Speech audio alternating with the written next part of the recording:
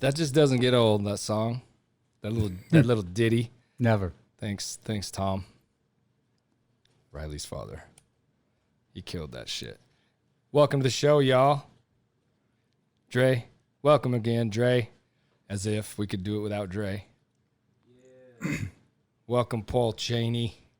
Good to be here. Hi, sweetheart. I'm Junior. I'm the host with the most. So guess what, little bitches? Let's go. Let's go. Dre. What's up?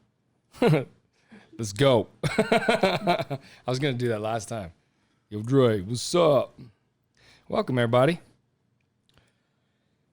Ocho, this is show number 8. You did this already once before, but we don't have that footage legally. So we're going to do it again. I'm always ready to do it again. That was a good episode we had, too. Yeah. Let's see if we can do it again. Your old lady's not here. No. So nobody's going to cry. I know. She cried, didn't she? Holy fuck, dude. This was the cry episode. It was. That nobody's seen. Oh. Nobody got to see this episode. I had a whole room full of people balling up in this bitch. That's true. So hopefully. No crying today. Whew. Still. I don't know if I believe that. There's a cool little thing here I got. There is no good or bad, just what we believe to be. The law of familiar states, the law of familiarity says if you're around anything enough, you take it for granted. So we got to be careful. That's true. Everybody's got to love everybody. Like, you take that shit for granted. Law of familiarity says so. Yeah. Yeah, that's everything. I take a lot of shit for granted. Right. I know that, but I'm trying not to, Paulie. No, it's good. Paul, how you been, bro? Dude, I'm good. It was like 2 months or something since our last little get-together. Since then, yeah. you've died twice. What else has happened? You almost just died, Paul. Yeah, I was a little crazy. I was in a good old motorcycle wreck. I got fucking. That's it. Like I got a little. Tell the story because it cracked me up. Because we called you that night to invite you to come to the show again, and you had fucking 7 minutes after the fact, prior to me calling you, had been in an accident. Yeah, but you took our phone call. I like, did. What the fuck? Like this just happened? You're like, no, it was like 20 minutes ago. Yeah, it was. I was driving down the road in Kaysville area, and somebody failed to yield, I guess is what you'd call it. Ford F-350. I was on my motorcycle, and I don't know. It was really weird because everything he was stopped. No, he was moving, but he pulled right in front of me to turn to get on the freeway. Okay. And I was going straight through the green light right away, and I saw him, and I was like, well, this isn't going to go well. Fucking okay. And it was crazy. Like, everything slowed down. It was like, I don't know. I had all these right, left, center. Where are we going? How fast were you going, dude? I wasn't going fast. I mean, maybe 17 miles an hour. I don't know why I picked 17. Like I know exactly how fast but I'm you going. were just rolling through the light. But I was just going down. No, I was actually speeding up because I just turned to get on and was speeding up to go through the light because I had plenty of, I mean, it was a green light. Why would I slow down? Right. You were gaining momentum. So I was picking up speed, and he turned, and I guess, I mean, good guy, props for him because I was. Yeah, shout out to you, fuckhead. What? No, he tried to make the turn. He thought he had enough space. Fords. What do you say? But Jesus. I say get the fuck out of a motorcycle way, fool. Well, he thought he could make it. He started, and his truck kind of bogged down. Didn't get going fast enough, and I tried to get around him, but I was headed straight for his passenger side door. Law of gravity says. Right, not going to happen. But I was able to turn enough, so I laid my bike down. I blew his back tire, kind of blasted in his fender with my body. So he turned, and you just... I caught the back end of him. Bike went down. He bounced over my forks of my bike, just destroyed it. Moment of silence for my bike. Yeah, no shit. But it's gone. My bike's total. Did it go under it? Under the... No, he bounced right over the front forks and just snapped them. They're gone. The whole front of my bike is gone. And I bounced off his side panel kind of spun around, tucked and rolled. Got up, walked over, grabbed my shoe, put my shoe back on, and looked over because my thought is this bastard's gonna run. Yeah. So I got his license plate, and of course I'd blown his back tire, so he just pulled over. And you know, props for him because he got out, and I was one wrong word and it would not have gone well. But he got out and he looked at me and he was like, "Dude, I'm so sorry. Are you okay?" And I was like, "Okay." He's good. You're not going to die. If he'd have turned on me and said, "What's wrong with you?" Whatever, a million things he could have done. Yeah. It would have gone bad. And then of course, I'm standing there in the middle of the intersection and I'm like, "Oh shit, I'm in Utah or I'm in Kaysville." I like call my wife and I've got my phone in my ear and this guy is on the side of the road. He's like, "Hey, are you calling 911?" I was like, "No, will you call him?" And I'm calling my wife like, I know she's going to see this or hear about it. And I'm like, I got to tell her first or she'll kill me. so I called her and kind of left a message. She didn't answer. And I mean, I was a block and a half, 2 blocks away. They say, you know, all accidents happen within a mile of your house or whatever. Yeah, this was it. Fuck, and it was crazy. So here's the part that freaking kills me. So it gets better. Yeah, well, there's some prior stuff, but anyway, we'll roll into that, I guess. But so the ambulance gets there, the police show up, and I get in the ambulance, and I'm like, "No, I'm good." And the guy's doing his job. He's checking my blood pressure. He's like, "Hey, so your blood pressure's really low." And I was like, "Yeah, you know, it's not a big. Maybe I don't know. I'm low blood pressure or whatever." But he says, "Are you hurting anywhere? Is your back hurting?" Panic mode. I get here we go. Like, here we go. All I was thinking was, "Oh no!" So I'm in the ambulance going, "Okay, no, my back's good. I scratched my back. My back's good." Tell everybody why you're so worried about your back. So my back, and that's where all this ties together is. So I got this full piece on my back, and it's the story of my whole life, like on my back. And it's all from this guy right here. But it was, I mean, just like everything. And we've been working on it for like years. Fucking minute. Like, bro. what is it, 4 years now? It's been a minute. But a minute. So of course I have to, you know, the whole panic mode is, "Oh, okay, I'm good." And the guy's like, "Are you okay?" And I was like, my back scratched. My back is fine. I'm good. I'm like, "Oh, okay, nope. This arm, no yeah, I'm good. My leg's good. My back's good. My hands are good. We're golden." So that, I mean, and they looked at me like, "You fucking weird, bro. What is wrong with you?" And I was like, "No, I'm good, man. You got no idea what's wrong with me." There's so many things. They're gone. But it's one of those, funny, dude. You know, when That cracked me up. Good old military, whatever. I don't know. It was one of those moments where, and a lot of you can, there's that point in life where something really big happens and everything slows down. Right. And it's like, I always compare it to like Spider-Man, where he does that. The guy goes to punch him and he does the whole pull back, look up, steps back. And it was like that. Everything just slowed down. Everything just happened. And then I got up and I'm sitting there going, I look at my bike and I've got pictures, but if you looked at my bike and this truck, you're like, did you get your phone? I do. You find a picture of it. Drizzy, we can get it on there. I don't know. Can I shoot it up there? It's crazy. It'll be on our YouTube. It'll just show it to the camera, so it'll be on the show. Oh, okay. So if everybody wants to see this, go on YouTube, watch our show on YouTube. Yeah, I'll. Do you want me to pull it up now, or do you just probably just shoot a picture of it? Yeah. Oh, okay. Just pull it up right there and twist it. So it's Guess probably. Don't swipe left. don't go that way. Oh no, don't go that way. So I mean, I don't know. Can you? So that's yeah. We can get a better shot, but that's the forks that are gone, and God. I mean, that's the front of my bike. It's just gone. And it was, I mean, the side of this truck, Ford F-350, big truck, right? No, the whole back panel was smashed in, blew his tire. I mean, and you got scratches on your hands. I mean, look at that. That's it. A week ago, week and a half ago. That's it. That's all I got left. I got this. I got this. Did you come over that night or the next night? He come over right after that or something for some reason. Oh yeah, we had to do. Shauna did her little quick snapshot tattoo on her foot. It was like right after that. Yeah, like right after. And the one night we're sitting here, and that brought us to this. The wife's like, out of the blue, we're looking for getting good.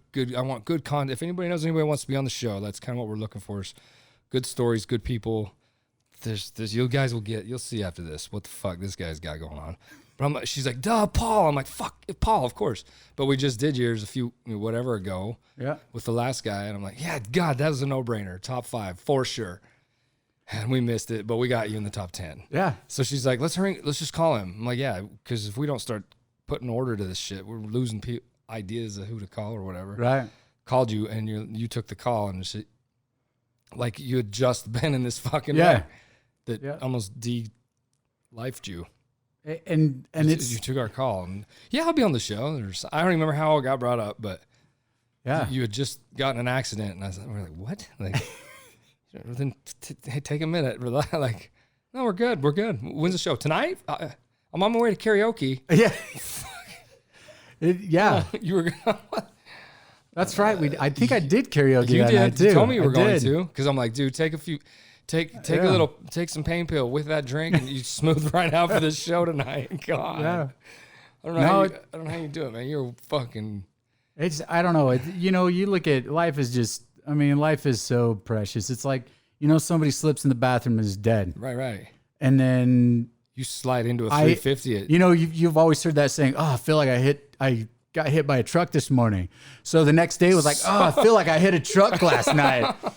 And I'm a little sore. I'm not gonna lie. I've never done that. Shook me up, but I look at it and I'm like, I have no idea. So that you look at that and you hear about people getting God complexes. Right. Yeah. No idea. I'm still here. What is it? Yeah. I'm that guy I'm the one that's here. I get to watch all the sadness happen with everybody, but I'm the one that's always here. Yeah. And that's the way it works. It's so am I jumping? So no, jump. As I'm in this accident, there's no order now. I see this police officer walking up and I'm like, oh, hey, what's up? We got to stop meeting this way. Hi, Paul. So 2 days before that, somebody broke into my truck in the middle of the night and stole my pistol. Yeah. Slapped my hand, got it, tracking. Yeah. Broke into my truck, stole my pistol. This was the officer that came and took care of me that day. He sees me and he's like, the cop. Yeah. And he was like, yeah, I was just thinking that we got to stop meeting this way. Are you okay? And I'm like, I'm still a little pissed about my pistol getting stolen, but yeah, any luck on that? Dude. Are you okay? I'm good. My back ain't scratched. Right? My back's good, so we're good. My back and my leg, my finger, we're good. Did they find your gun? Now there's so throwing it out there. That's a thing that's going on right now. So people are breaking into vehicles. They're ransacking. They're not taking anything. They're specifically looking for shit like that. Yeah, stuff like that, and it was crazy, and hopefully I helped them because, I don't sleep, whatever. So I was out at my truck at about 1:15, 1:30 in the morning, and nothing was wrong with it. And, of course, I'm back out at my truck at 5:30 because I'm going to the gym, and I get in my truck, and I'm like, well, this is weird. There's stuff on my seat. And then my buddy jumps in the other side, and he's like, oh, yeah. So I grabbed everything off his seat and threw it back in the console. So console. Fingerprints are just getting fucked with. Right. And he's like, yeah, that's kind of weird. Kind of feels like your vehicle was broken into. Did you have anything of importance in here? And I was like, oh, you got to be kidding me. It's a late night. I did leave it in there. I checked center console. Gonzo. You got to be kidding me. It's gone. So, and we're already driving to the gym. So oddly enough, there's a police officer sitting in the parking lot of the gym. And I'm like, hey, how you doing, officer? And Hi, Paul. Yeah. Again. And I'm like, hey, so I think my truck was broken into. And he says, they stole a gun, didn't they? Fuck. And I'm like, what? And he says, yeah, that's why we're sitting here right now. Because people are just going through randomly, like Kaysville. Are you kidding me? Jesus, dude. So lock your stuff and video everything because, man, these guys, it's like crazy. No force. They just walk. They just let's get in there, fucking go clowns. through and ransack everything. Yeah, I'm guilty of gun stuff, man. I have, so I guess every night it's got to go in now. Yep. Even when they're super hidden, they don't fuck a stereo. That takes work, right? They got Right. tools and shit. They're Just quick and easy. they know Utah. They know most of us. I'm a big gun guy too. So we better fucking lock them up. Yep. That shit's scary. What? So if you're alive still? Yeah, I'm still kicking fine. I actually hit the gym this morning with my boy, and I'm good. I had to stretch my shoulder a little bit. It's a little tight still, but Fuck, bro. But it was good. It was good to get back, feel alive. It's kind of like that. I don't know. That's where I let my steam out. You know, when I can't tattoo every day, I go to the gym. So thank you, everybody. Please keep going to the gym. Right. Don't let that But build. yeah, no, it's good. It's good. So you do all kinds of crazy shit. We've done this, I know. Yeah. You are the manager of Boondocks. Yeah, I'm the operations manager at Boondocks. Great place. In fact, so I had a friend of mine. I haven't seen him in 25 years.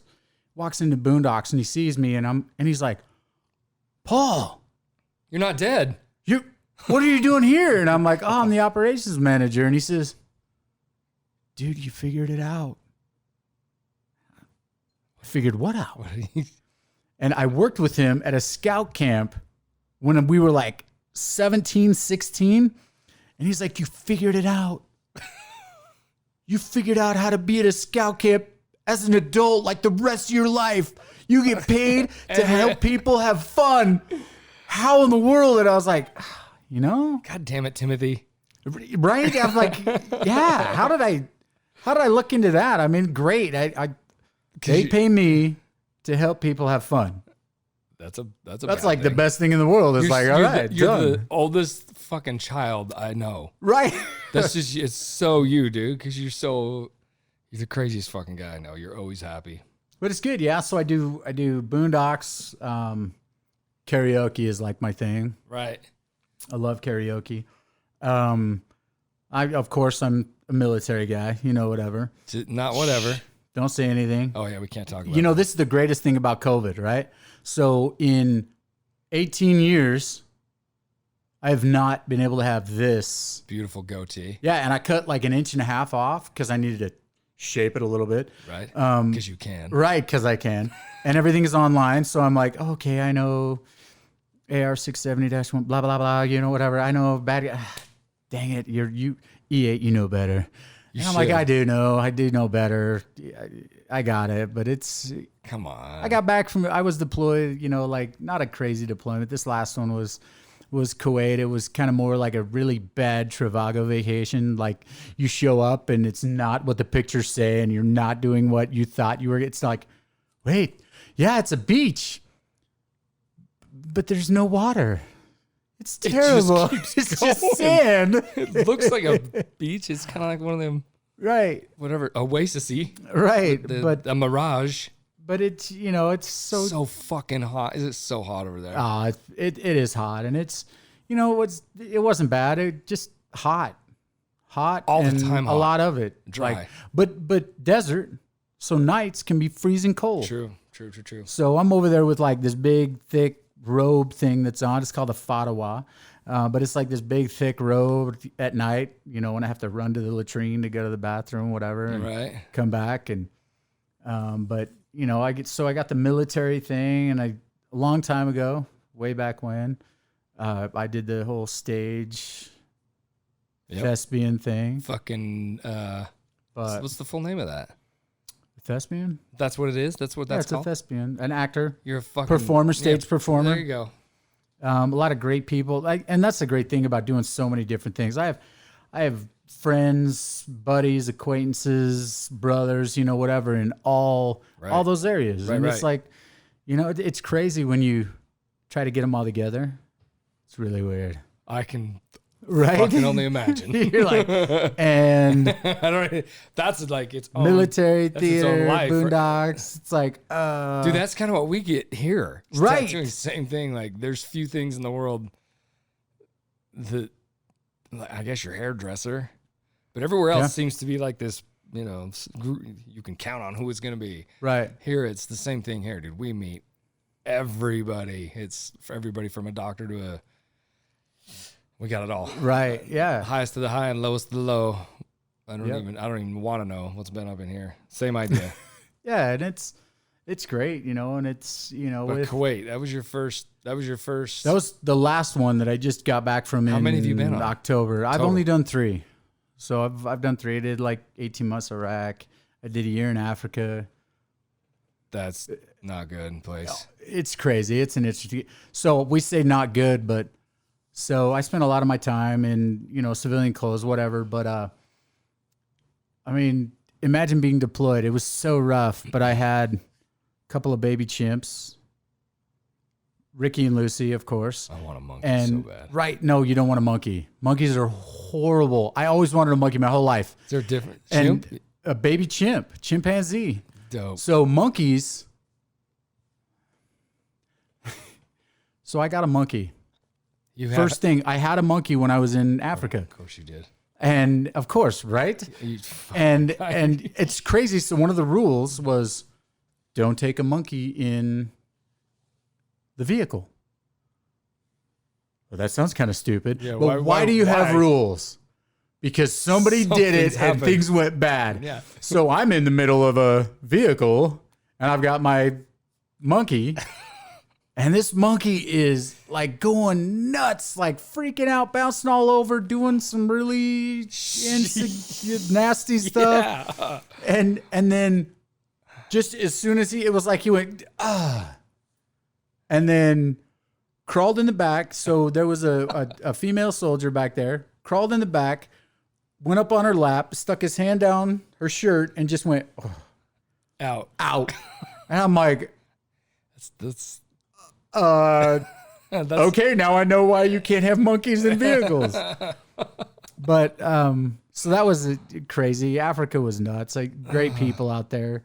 Great people that I was deployed with. I mean, just a lot of good brothers, family, people. You know. right. But I had a couple of baby chimps, and I had a crocodile. I had a baby crocodile, Steven. Steven was his name. You have more shit in your life than anybody I know. But it was great, you know, and the first deployment was rough. And that kind of ties into my whole tattoo, you know. Right. I've got the different deployments on my back and symbolism through it all. And, you know, I've got the 2 dragons and one is more, my first deployment was a little rough, and kind of, you know, bright-eyed, and I thought I was Rambo, you know. I thought I was going to go save the world, you know. Right. And got through that first deployment. It was like, nope, it's not black and white. You know, nothing's black and white. You can't just, you know, so 9/11 happened. Yep. I was one of those guys. 9/11 happened, and I lost some friends. And it was bad. I went to the recruiter and I walked into the recruiter and I was like, okay, so, he said, why do you want to join? I was like, well, I want revenge. I want to kill somebody. And, he said, okay, don't ever say that again. We got 2 and problems come here. on in. Let's sign you up. Fucking. And you know, great recruiter. My recruiter was awesome. He was straight with me, and I got to my first deployment. I was like, wait, it's not black and white. Right. That's not the way it is. And you know, the first deployment was a little different from the second, and the third was totally different. But it's, you know, everybody has a different experience. Everybody takes things differently. You know, I've got friends that were outside the wire the whole time and totally fine, and then I got friends that never left the wire, and even now they're, you know, curled up in their basement, can't function. Dude. And it was, you know, it's just everybody handles it differently, and people are all different, and it's. I had a talk though the other night in the shop. I don't remember who was with me. about, God damn it, who was, I can't remember, a client. And we had this thing of, because I have a lot of people, I work on a lot of people here, and I've a lot of people that have come from overseas and had that experience that they tell me. I haven't been there with them. I don't know that. It's not, I don't doubt people. I'm not saying that, but I doubt you. When you guys, some of you talk about it, you can tell, man. I think you can tell when someone's really dramatically saying what you just said, like putting too much to it, or even if they've been there. I just feel weird anybody would even have anything to say about it at all unless you've actually been there and done it. And when a lot of you guys, you can tell who's been there and really done stuff. So I don't know. I didn't know that was a thing, man, but we see that here. It's kind of weird. And you know what though? It's all up here. Right. And you know, I've to doubt anybody I'm not saying they didn't do it. It's just, I doubt what's happened. Yeah. Well, you know what I mean? So I know some people that, so they came back and I was trying to figure it out because I was with them. They never left the wire. They got hurt like day one. And like when I say hurt, they like hurt their knee playing softball. Right. And came home and were just broken. And I couldn't figure it out. Right. And that's exactly what I mean. And a lot of people, it's up here, but it's some people were so the thought that this could happen to me. You know, we could get killed today.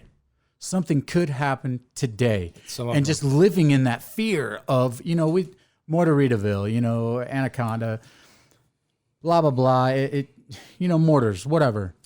And people just lived in that fear right all the time. And I mean, if you can imagine, you know, 18 months, a year, you know, 6 months of living every day of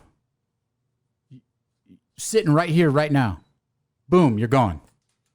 And people thinking too much of it. And that's where it comes with living in the moment. Right. And it's funny. So one of my shift managers, hopefully I don't get into trouble, but one of my shift managers, she's doing some crazy stuff, whatever. And she says, I just want to be the best me. I want to live me.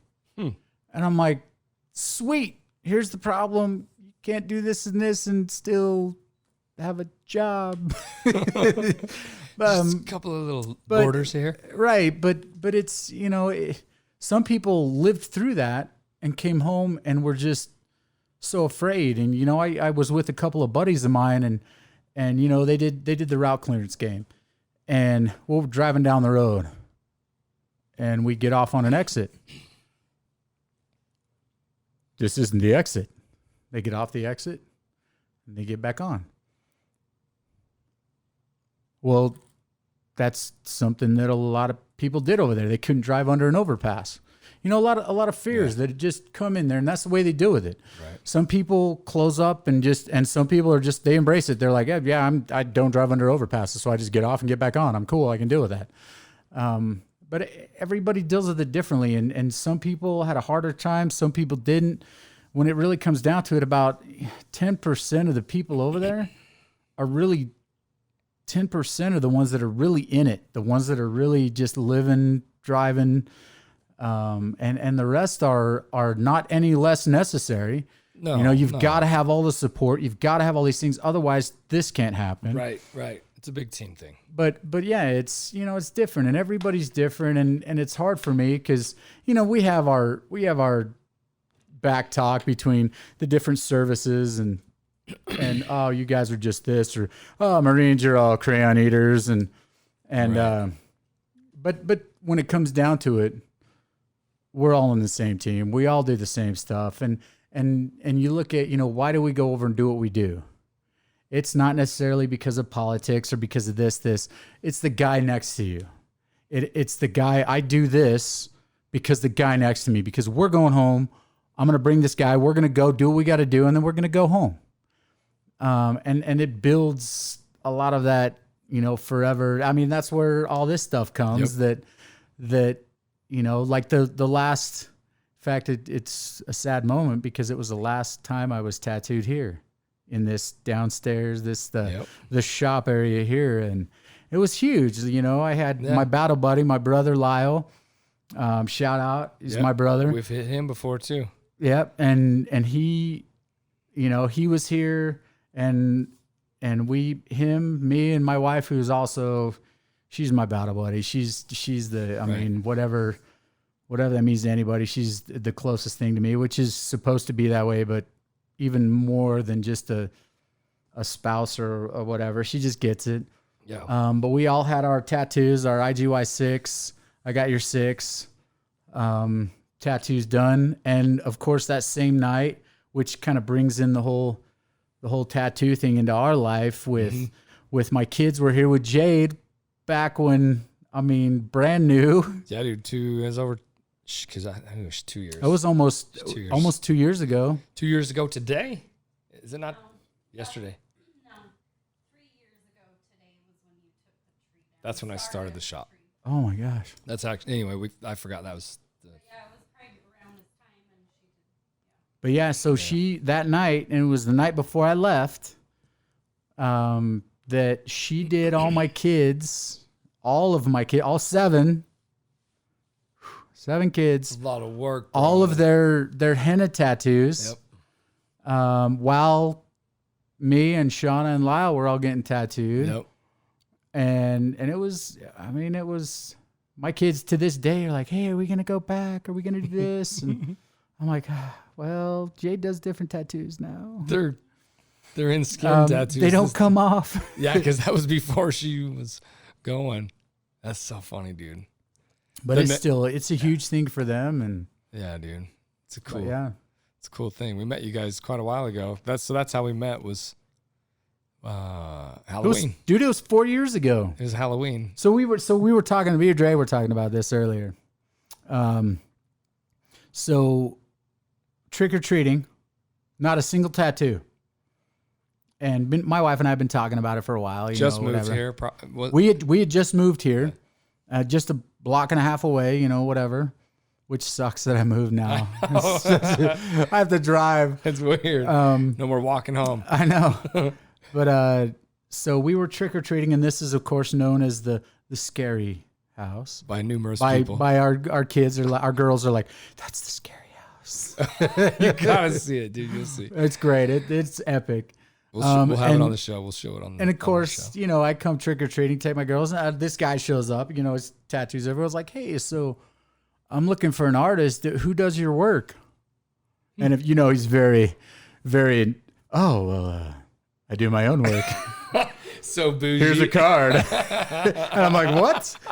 So I take his card and I'm like, oh, that's awesome, and it's so close, and they seem like just good people, and then I went down a dark path. I was in San Diego, and I may or may not have been like 3 sheets to the wind, whatever. Just a little bit. And my wife and I went and we got tattoos and got back, and it was the walk of shame. Like, we got back and we looked at our stuff.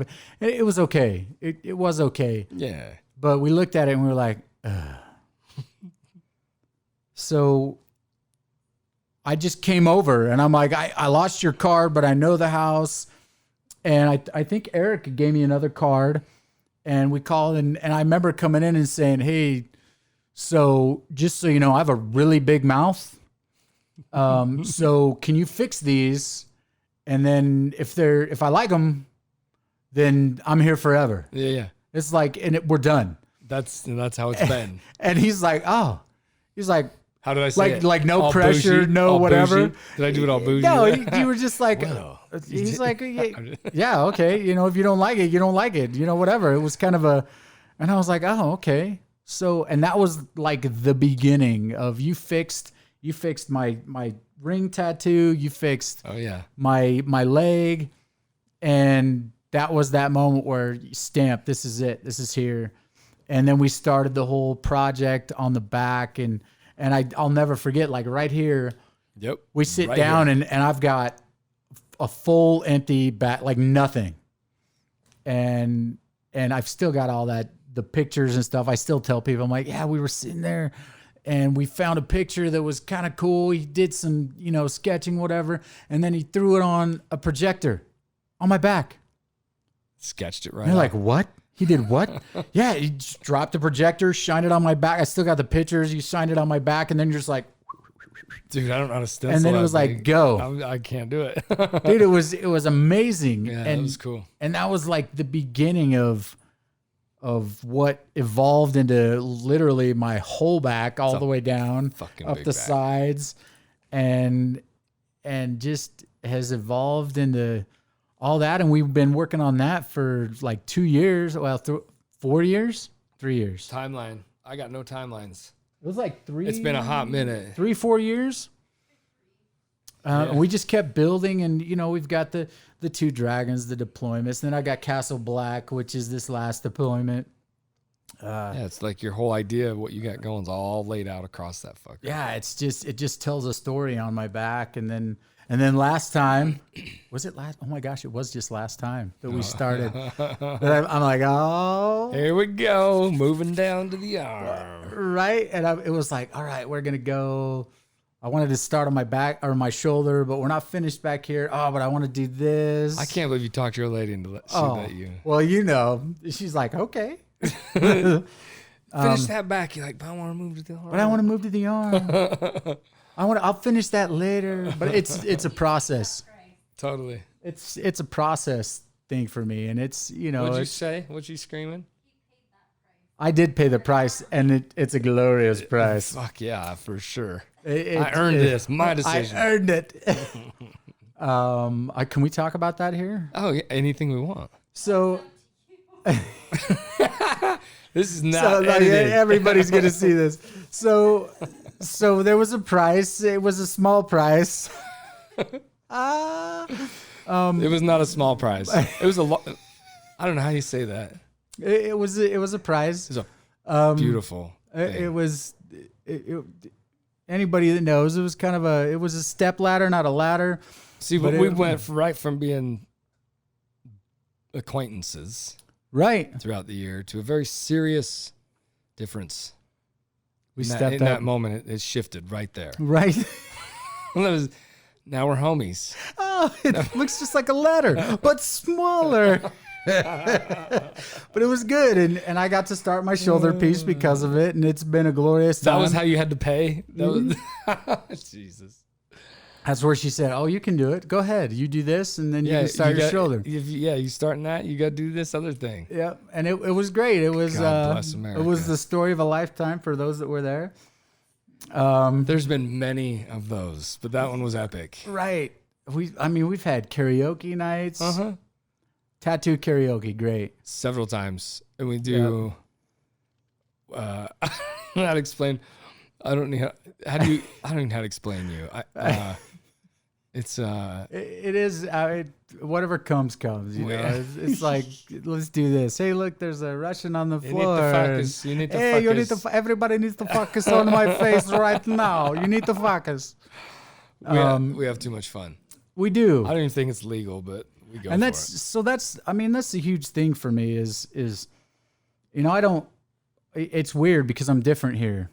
I'm not necessarily open and whatever with everybody. People think I am, but I'm I'm a performer. Right. That's how like things worked in different deployments, as a character that I played. Right. And it's interesting because when I came here, it was just I could be me. Yeah. And there was never judgment. There was never. It's close to that one right there. That's it. But there's 4. Is that it? No, but there's 4. There's 4 of them.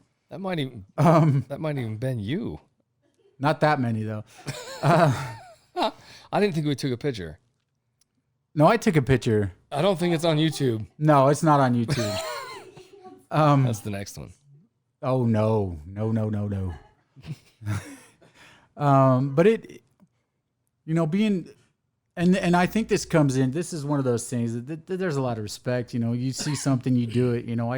I sat there and coming here, and we started down here, and then just seeing the drive with with the two of you, and I know it's a team thing. I mean, yeah. I know you don't sleep and you deal with his shit Fuck, and dude. just, but you support and drive and It's I mean, bad. it's synergy. It's like crazy. Oh, yeah. But to sit there and watch that drive and watch the, you know, you don't get to see many dreams come and form, develop, and they're there. It's like, Right. you know, and I had those fears because I'm like territorial. So I'm down here getting tattooed, and then I deploy and come back, and you're like, oh, we got this. We're up here now. Excuse me. I don't think so. No, we need to go back down. We need to go back down to. I know, dude. But it was awesome to watch that grow and to see, and then this last thing you did with hey, I think I'm going to be a life coach. You know, let's do this. Right. Are you okay? And check. And it's like and then, you know, it's so crazy because for me, you know, and we've talked a little about this, where the whole for me, getting tattooed is, and by you, because I'll tell you right now, the one other person that did this stuff, you know, in fact, it was two guys. One did this and one did this. Not again.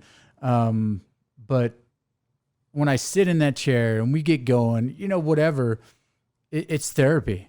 Totally. Like for me, I can go sit with the shrink or whatever, and they can try to pick my brain apart a million times. And it's like, stop it. You stop. But I can sit in a chair for a couple hours here with somebody stabbing me with needles. Right. And I walk away and I'm like,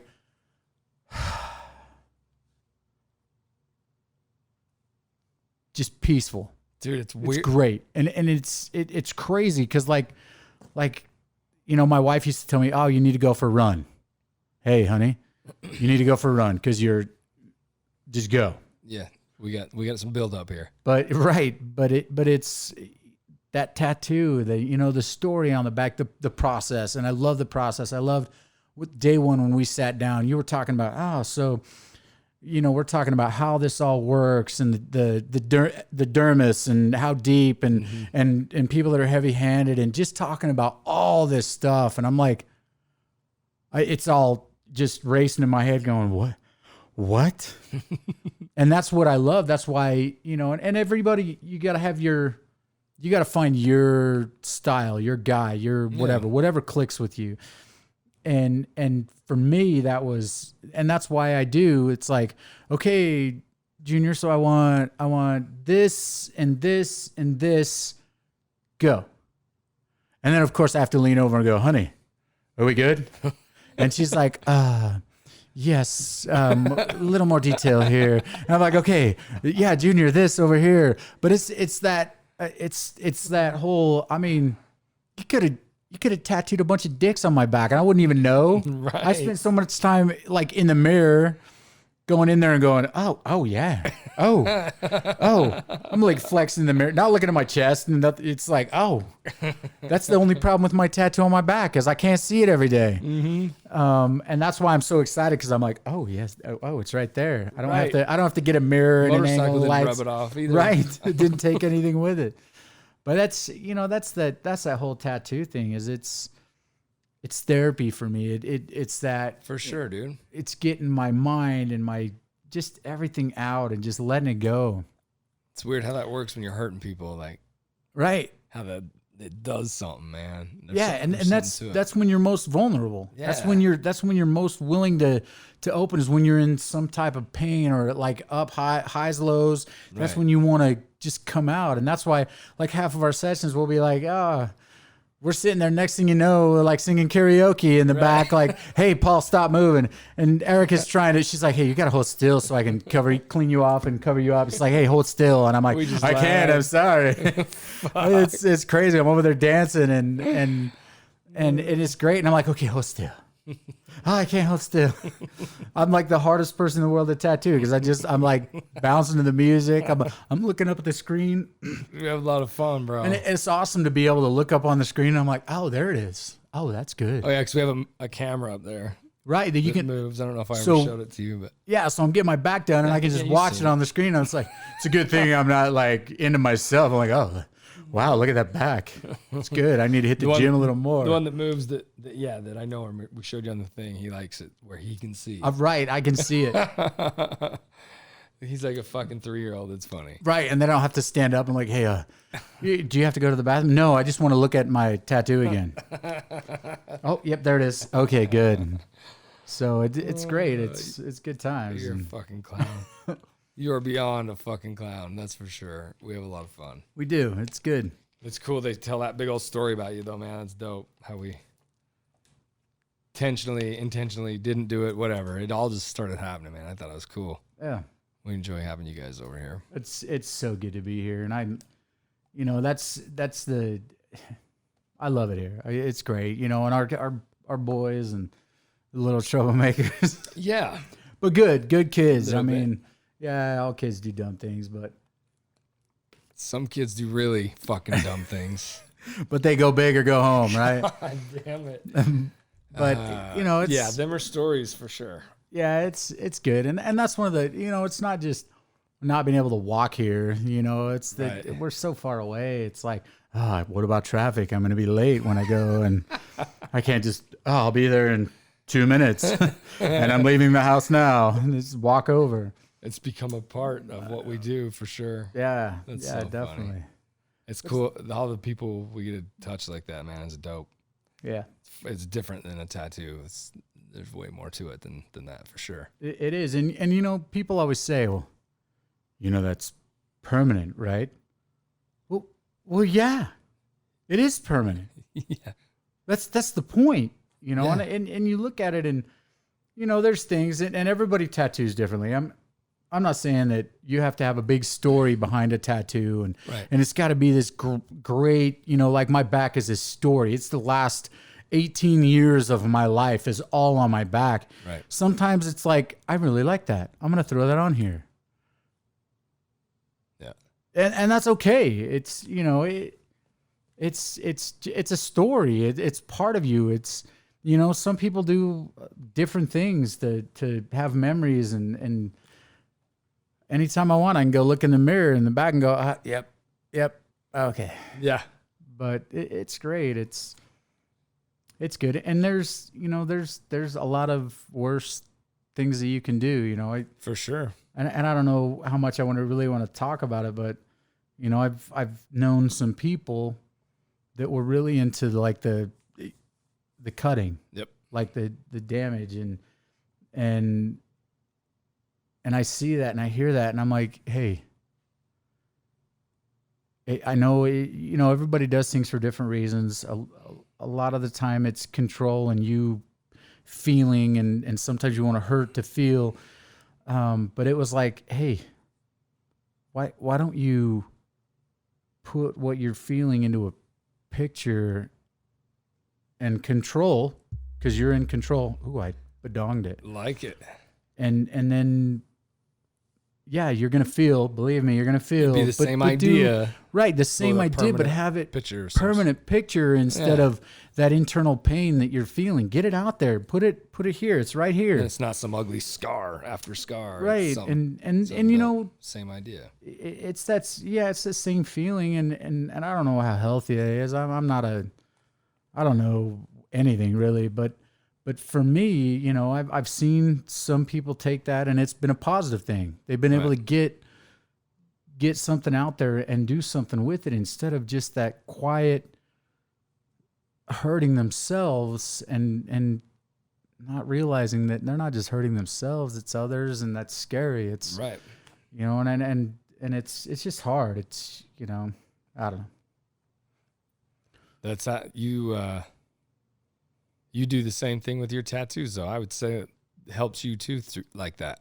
Yeah, that's in a different way. That's how you get it all out, man. That's how I get it out. Good and bad. Right. That it's there. Yeah. And I can look at it and I can see it, and I can remember, and I remember a lot of different things for each piece and each thing, and it's up and down, left and right, but it's there, and I lived it, and I acknowledge it, accept it, and then we move on. Yeah. And we function, and we carry on to the next day, and that's what it's about, is just being able to carry on. And that comes to your quote, when we started out with, the things that we deal with daily, and we use a different term. It's complacency. Yep. And we get used to something and then we take it for granted. Yep. And that's, good old COVID. But I mean, when was the last time, before this COVID thing, that you went out and took for granted that you could walk into a store without having 6 feet from everybody and a mask on your face and all this crazy? It's like, yeah, it's fucking stupid. That's a whole nother. But it's, we take everything for granted. Yep. And if you can figure out how to not do that, then you're far ahead of the game. Yeah. If you can figure out how to just enjoy, I had a New Year's resolution, and it was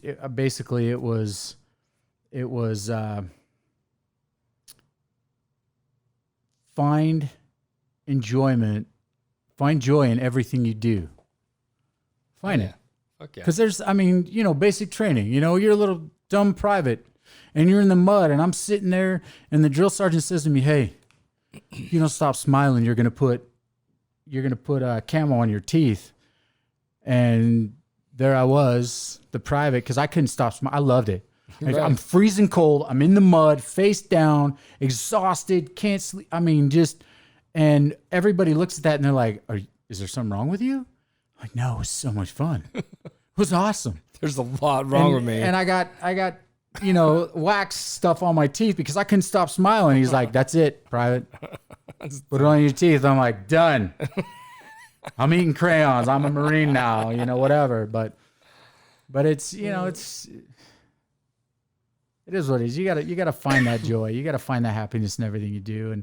And that's, I find it in that tattooing. I find it in, for me, I need to let things out, and I go to the gym or I go to karaoke. We got a really close, bunch of friends that the circle, we go and do karaoke and we go and do other things together, camping and whatever. But you got to find that stuff. You got to find those things that bring light, when you're in the dumps, you're dark and you're miserable. Yeah. But yeah. Tattooing's helped you get through some of that too, huh? Oh yeah. For sure. It's just crazy. I don't know how many times I came and was just like, ugh. Yeah, we can tell. And in the beginning, Yep. the beginning of the session, I'm like, ugh. And then by the end, it's like, fucking dope. just singing karaoke or doing, everybody needs to fuck us right now, whatever. Hey, look at this over here. But it's, you got to find it. You have to find it in whatever you can. And for me, tattooing is done. It's huge for me. It's huge for my wife. We've got this whole story and she's got that whole beautiful piece on her leg. Yep. And it's huge. And it goes back to the whole, that's permanent, right? So she did that tattoo on her back and I was like, "Don't put my name on there." Yeah. Don't do it because, when things don't work out with us, it's going to be really hard to find a guy named Paul to date, right? And of course she's like, "You're retarded, whatever. Don't do that stuff." I'll find a Paul. No, I'll find one, no problem. There's lots of guys named Paul, and I'll just make a guy change his name because he'll do what I tell him. But she put that tattoo on there, and she was like, "Hey, it is permanent. Yeah. Even down the road, whatever. We are permanent. She's a piece of me. My brother John, who was, tattooed a lot before me, and it came down to that. And I think that was the first time. It was a long time ago. He lost his son when he was 13, and he put this big iron cross on his back, and his son's name is right in the middle, Jeffrey. Great kid. And everybody said, "Well, John, it's permanent." Yeah. It is permanent. You're right. And it's, you know, I see that even to this day, you know, I'll see that and it's like, it is, it's Totally. it's right there. And it's not like it's not there. You can't pretend it's not there. You know, you've lost in life. And what's wrong with that? You know, Not a damn thing. We've got, you know, I've got a friend of mine that I work with that's going to, in fact, she hasn't done it yet, but I think you're doing it September, maybe. I don't know, but she's doing I'll bet she knows. but she's doing her brother's name in white, which really hard to, I mean, Totally. but that's the point. And that's huge to me. I'm like, I get that. I understand that. That's awesome. Yeah. And some people won't. They'll be like, oh, I can't even read it. Yeah. It's not for you. Right. It's for me. Totally. But it, you know, everybody deals things. This year's been rough. I mean, I think the last episode that we did that didn't come out was right after, my nephew passed away. Dude, it was like that week. Yeah, it was right close. rough. It's still rough. It's, you know, he was such a good kid and I love that kid. He was just a good person. Oh yeah. And, you know, just gone. And it's been hard. It's been, you know, and I'm just Uncle Paul, you know, I'm nobody. There's so many people feel more and it's so hard because you know, you deal with those things. Everybody has we all have baggage. We all have things that nobody knows. Right. You know, nobody understands. And, you know, the day that we had that, if I hadn't said anything, you'd have no idea. Right. And, you know, you're driving down the road and somebody cuts you off. You're like, hey, motherfucker. Right. But you don't know what they're going through that day. Why don't you just take a step back and go, hey, maybe they had a bad day. Right. Wait, okay. Yeah, go ahead. You must be in a hurry. You know, you hear stories all the time where, you know, somebody's cut somebody off and, you know, whatever, and they're running and then they follow them and they're about to jump out and curse them out. And for sure, they're running into the emergency room with their whatever that's about to pass away. And you're like, oh, right. I'm a dick. For sure. But it's, you know, everybody's got their own baggage and everybody deals with it differently. And, you know, we just need to take a step back and let people be who they are. You know, let's go. For real. It's that, you know, just breathe. You never do know, man. You never know what the fuck people are going through. You don't. And you can, you know, sometimes, honestly, it's like, who cares what they're going through? This is what I'm going through. Right. But if we just take a step back, it's like, you know, everybody goes through their own stuff. For sure. And everybody deals differently. But, you know, let people deal the way they deal. Good old COVID, right? Let people deal the way they're going to deal. If they don't want to go out, don't go out. But if you're going to come out, you're going to go out and you're going to go somewhere public and then yell at everybody. Why did you come out? Right. Go home. Be safe. Right. Live your life the way you want to live it or the way that you need to live it to be happy, to move on. Right. But I don't know. I feel like I'm talking too much. Fucking talking too much. I love it, bro. I totally love it. But yeah, I don't know. That's real. That shit's totally real. This is bringing out the craziest fucking thing in people ever. I don't know. I'm no religion guy. I'm no shit talking one side or another guy. If anything, I really think independently of everything. I don't you know, vote this certain way or have this red blue thing. I'm not into nothing like that.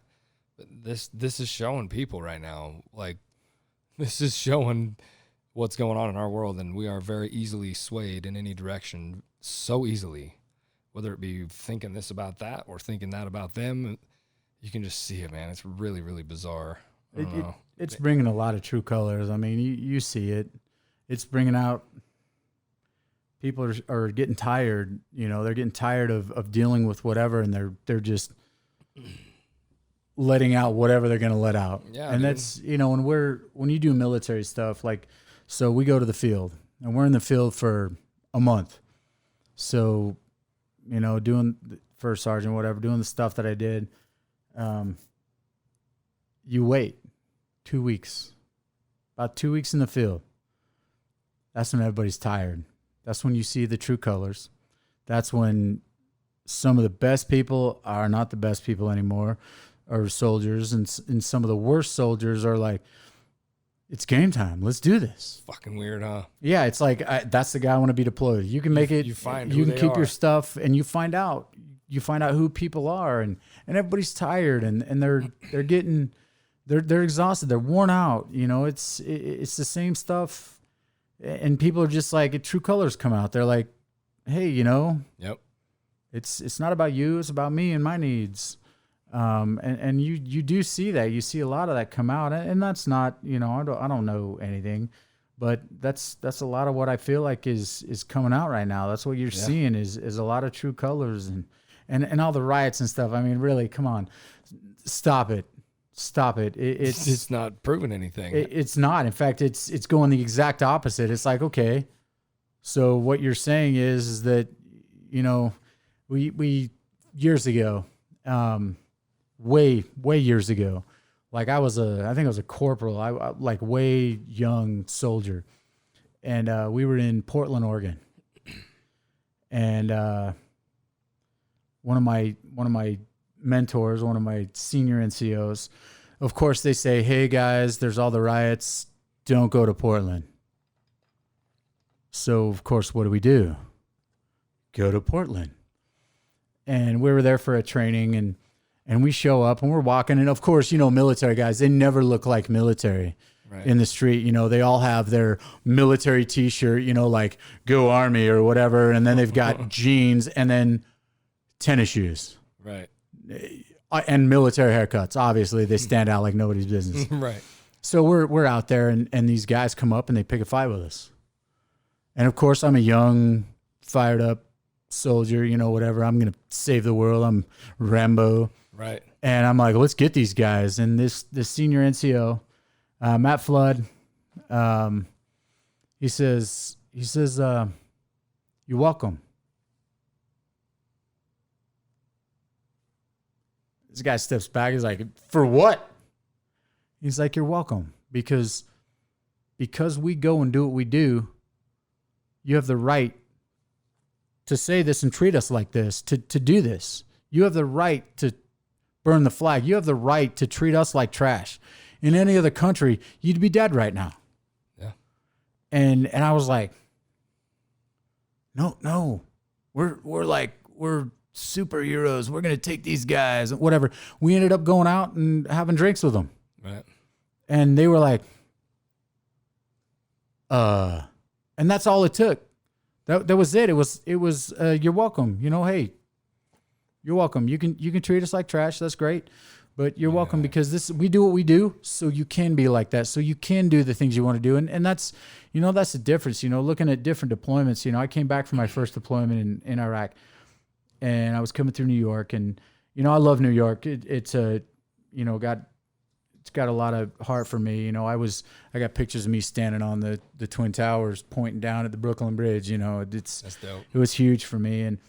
And I came back through New York, and I got spit on. I was like, what did I do to you? But I got spit on coming back. And then, of course, come back through Texas.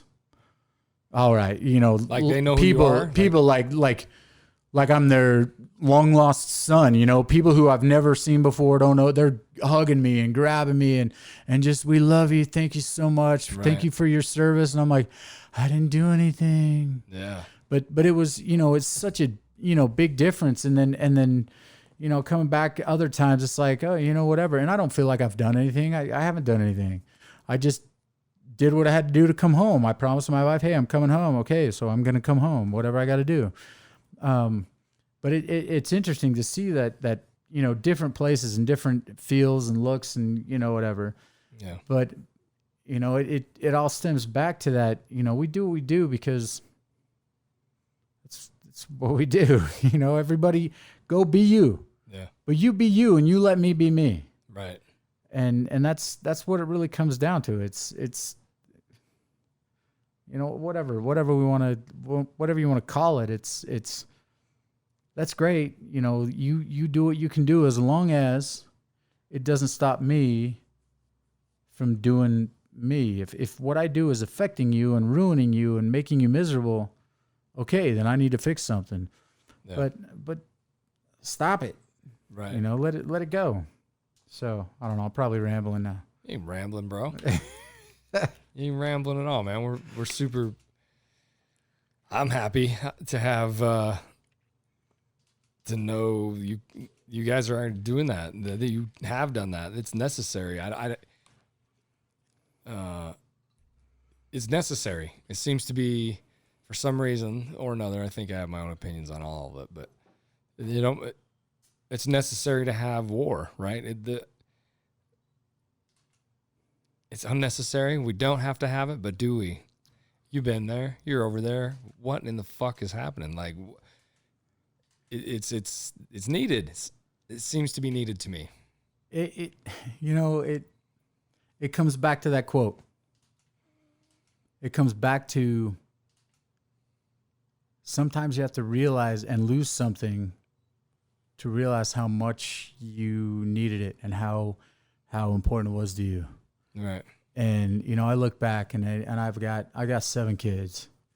I got 2 ex-wives, and I look back and I've been gone. My oldest boy is 21 years old, or he's 20 years old. Sorry, Benji. He's 20 years old, and I was gone. Yeah. I was gone for so much of his life, and Crystal and Brandon, I've been gone for so much of all my kids' lives, and it's been hard, but I hope that they see and understand that it was bigger than all of us. Yeah. And if they got anything from it, it was, to me, fighting for that dream, that feel, that whatever it is was worth losing all that time. Fighting for Junior to be able to go from down here to up there to life coach to whatever, it's all worth it. Yeah. Because somewhere else they'd be like, hey, no. You were born, you're a lineman, period. Yeah. You don't get to do anything else. This is what you do. If you want to try something else, no. Right. You're over here. And you may love that, but you were able to go and do change and try and whatever. And that's that's what I love about coming here. It's like you're never, I think that's one of the things that we're like a little bit. You are never satisfied with where you're at right now. Never. And it's good. It's bad, but it's good. It's bad. It's bad, but it's good because it's like, and that's why you're successful. That's why, and in my eyes, you're very successful. Thank you. And that's why I come here. That's why that's why I tell everybody, I'm like, hey, you got to come, you got to try this out. You got to come and talk to this guy.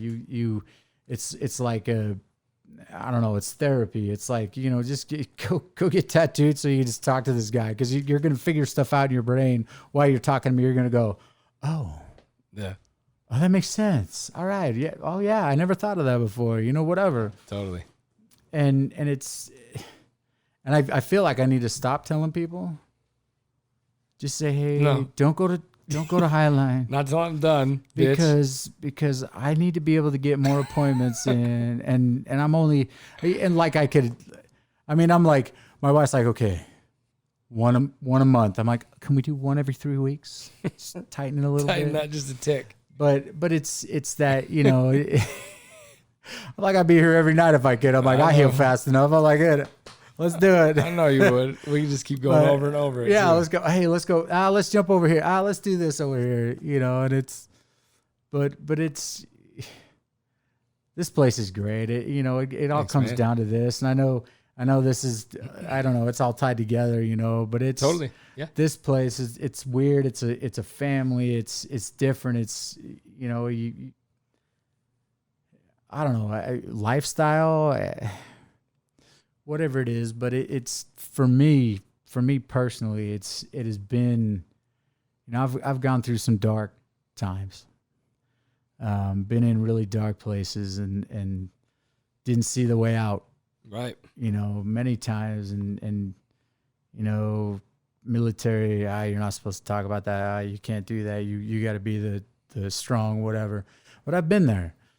Yeah. And it's not easy and it sucks. And I've been there times when I've come here and I walked out of here and I was like, you know what? Things are good. Yeah. Life is good. I have this. I've got all these great things. And it comes down to that freaking quote that we just started all this out with. Yeah. It's like all those things I take for granted. It's like, you know what? They're important. Very. They're you always, it's like, well, is it enough? Well, of course it's enough. Good grief. It's amazing. Yeah. And, I look at my wife, Shauna, bless her heart, the most patient woman I've ever met, like with me. Anybody who knows my wife, she's like she wears the pants and she lets me wear them every once in a while. That whole, I'm the head of the household. Yeah, you are. She's the neck, turns the head. I'm like, yeah, I got it. But she lets me act hardcore every once in a while.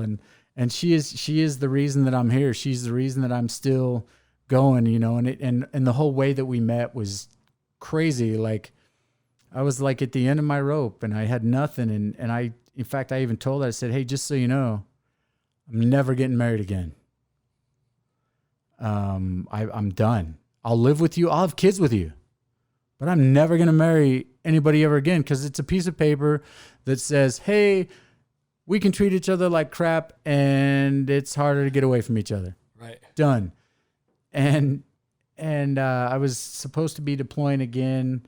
Some stuff happened, whatever. And she said, hey, I know we talked about this, but I don't want something to happen to you over there. And then I'm just a nobody. Cause the way the military goes, if she's not my wife, they won't even call her. She won't even know. She won't be able to have any control over anything. And it was so funny. And I don't know if we talked about this the last time, but for the first 6 months we were married, I thought she was going to kill me. Like it was crazy. Like no joke. And my wife, I'm like, she's the calculated, whatever, right? You can see it, right? Yes. So I'm like, okay, I just got back from a deployment and so I had this great life insurance policy, right? I'm thinking first 6 months. And so we're sitting in a hot tub one night and she's like, are you okay? You keep looking at me weird. And I'm like, yeah, I'm good. I love you. And finally she got it out of me. And she's like, fuck is with this guy? what is wrong with you? And I was like, I'm like no joke. Like I actually called Lyle and I'm like, hey dude, just so you know, I think Shauna's gonna kill me. And I'm okay with that. Like I'm happier now than I've ever been. I'm okay with it. So whatever she says, because it's going to be good because she's calculated, it's going to be like it's an accident. Right. But I'm like, whatever she says, go with it. Don't push in, don't fight, don't whatever. Yeah. Just go with it. And he's like, are you okay? Dude, you got to talk to me, bro. What's going on? And I'm like, no, really. Like I'm happier than I've ever been. Yeah. This is crazy. Like to be so happy that I'm like, yeah, my whole goal in life, I'm just going to keep you happy long enough so you decide you don't want to kill me anymore. Right. And I'm like, and for me, in my brain, it worked. I'm like, hey, so I got to keep you happy. So you want to keep me around and not kill me. That's cool. I can live with that. I can handle that. Works in my brain. I'm good. And she took it very well. When I told her, she's like, well, I kind of think you're retarded, whatever, you're stupid. But I'm okay with that because I guess, she couldn't say anything that would make me not feel that way. Right. She's like, I look forward to spending the next whatever proving to you that you are what I think you are. Right. You are this, whatever. I was for her what she was for me. And it was that healing, that, whatever. And to this day, ups and downs, lefts and rights, but just, I mean, my best friend, she's everything to me. For sure. And it's just, it was crazy that it all, began and started all that way. And it is what it is. It's just, we're here today, and we've been through everything, Oh yeah. deployments and a lot of crazy, and believe me, I am like the hardest person in the world to live with. I'm up, down. We're sitting in a Harley dealership like the day after. Like I took a test drive on a motorcycle the day after I wrecked my bike. Like, babe, this is the one I want. And she's like, God, you would have too. She's like, honey, we need to step back a little bit. Can we just breathe? And I'm like, Okay, I breathe. okay. Is that enough? I breathed once. Do we a couple times? But she, I totally and get she, it. she's been so supportive. Like everything I do, she's like, yeah, go do it. Yeah. And it's crazy. It's like, and I know you feel it because you've got it. I do. You got that same. You I got do. that same one. She walked out. She left. She's over. She's like, fuck this guy. But that's what it's about. Is the support chain. The people that you surround yourself with, and that comes back right down to this. Mm-hmm. It's there are caustic. Is caustic a word? Yeah. Yeah. There are caustic people out there that just, you got to get away from. They just drain you. And then you find those people. You find the people that when you walk away, you're like, man, I'm energized. I'm ready to go. Everything's full. Hell yeah. And I've been lucky enough, this last year, found some great people, and it's weird because, we go and we hang out. We used to, go ride together, but I can't do that anymore. That's why I tell my wife, I got to get a new bike, babe. We got to go ride. But, found some of those people, and one of these people we met. So we were at Kamikaze's doing karaoke, right? And there's this big, loud dude, you can tell from a mile away, he's a Marine, whatever. He's a, you can't say ex-Marine, but he's still a Marine, but he's not in the Marines anymore. He's not, right. He's out. And it's his birthday, this big, loud dude. And I'm like, I go up to the bartender, I'm like, hey, do you got a crayon? And he's like, what do you want a crayon for? He's like, I got this really expensive one over here, but it's like I can't give it to you. I'm like, I just need it for a minute. I promise I'll give it back to you. So he gave it to me, and I walked up and I said, hey, I hear it's your birthday, Marine. And he looks at me, he's like, yeah. I said, happy birthday. And he's like, I prefer red. And that was it. It was like, and we're good. And it's like, and that started like this crazy good times, and we've done so many crazy things. That's cool. But it's things like that. You find the good people, and that was that piece. And, we had our piece where we came and honestly, the way that I am, the way my wife, obviously the way my wife is, but the way that we are, it's like, and that was really nice. Hey, thanks. We're good. Yeah. But and I've told you, I'm down in Vegas. I'm like, got this itch. I want to get another tattoo. I'm like, perusing through, and I'm like, and it feels like I'd be cheating. And I can't. I look at it and I'm like, and you've told me a million times, just go do it, man. Yeah. I'm like, no, don't tell me what to do. And cause it won't happen. I'm so weird because like it's and it's funny cause I'm like, well, this is my body. Yeah. Nobody's going to touch this. And then I'm up on the table going, and he's like, go ahead, do your thing. Are we done yet? But it's that I don't know. For me, it's just that huge. It's a relationship, you know. It's like anything else, and it's trust, and it's, you know, I can't even see 90% of what you're doing back there. Yeah. Obviously, I'm jumping up, going, oh, I like that, you know. And when that, you know, we did that time where I'm like, hey, so I want this, this, and this, and do you? Yeah. And that's I think what I love the most, because we're doing this thing, and the next thing I know, I look and I'm like, oh, what is that? And you put like the lightning and the tornado, the whirlwind down, and I was like, oh, where did that come from? I mean, like awesome. Like it was perfect. And you know, the way that it's all built, and I don't know, you got to see it. I don't know if you can throw a picture or something up on my back. It's my life. It's like the last 18 years all on my back, and dude. And of course it's my story, and we all tell stories, you know, differently, but it's what I've gotten out of it, what I've taken from it, and where I feel, you know. I've got a picture of, and Lyle actually sent it to me.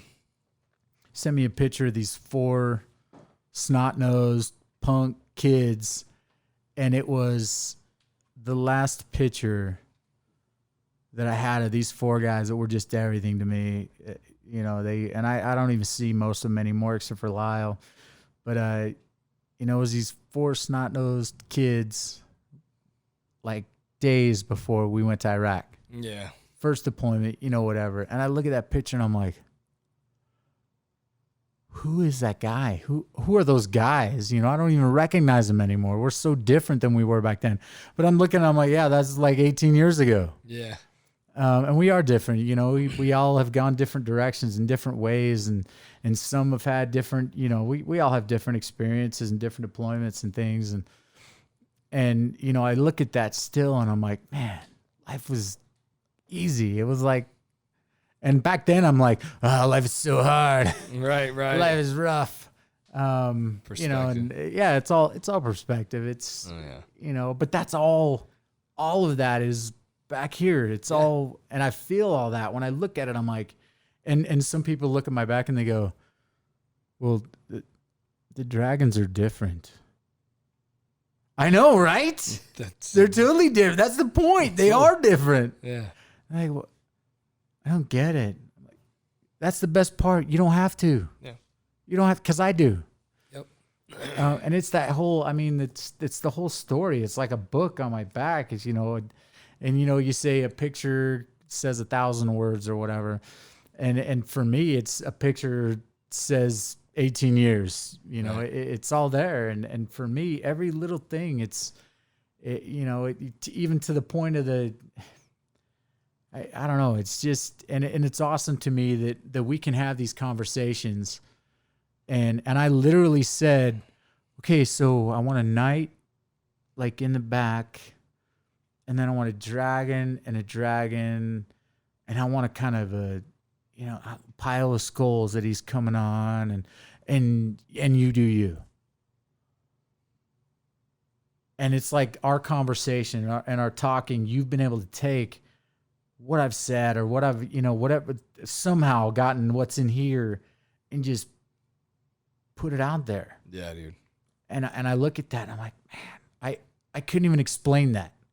I couldn't have said yes, and I want this and this here, and I want this here, and I want this here. Here's a picture of it. Yeah. Because you built it. You built it through our conversation, through our hours and hours of me just babbling, which is basically what happens. Like tonight is like, and Paul's talking again. I love it. But it all comes from that, and you just suck that in, and you can take that, and I don't know how you do it, man. It is amazing to me. Thanks, man. Because I say it, and you're like, what about this? Yes, perfect. That's it. And But, amen. and your wife's like, no, like this. And my wife's like, hey, let me take that pen. Stop it. Because I love you, Shauna. We all do. Last time she was here. She's like, oh, I took the pen from your hand again, didn't I? And he's like, yeah, you did. I wasn't going to say anything because of what we're doing, but it's like, I don't mean to do that.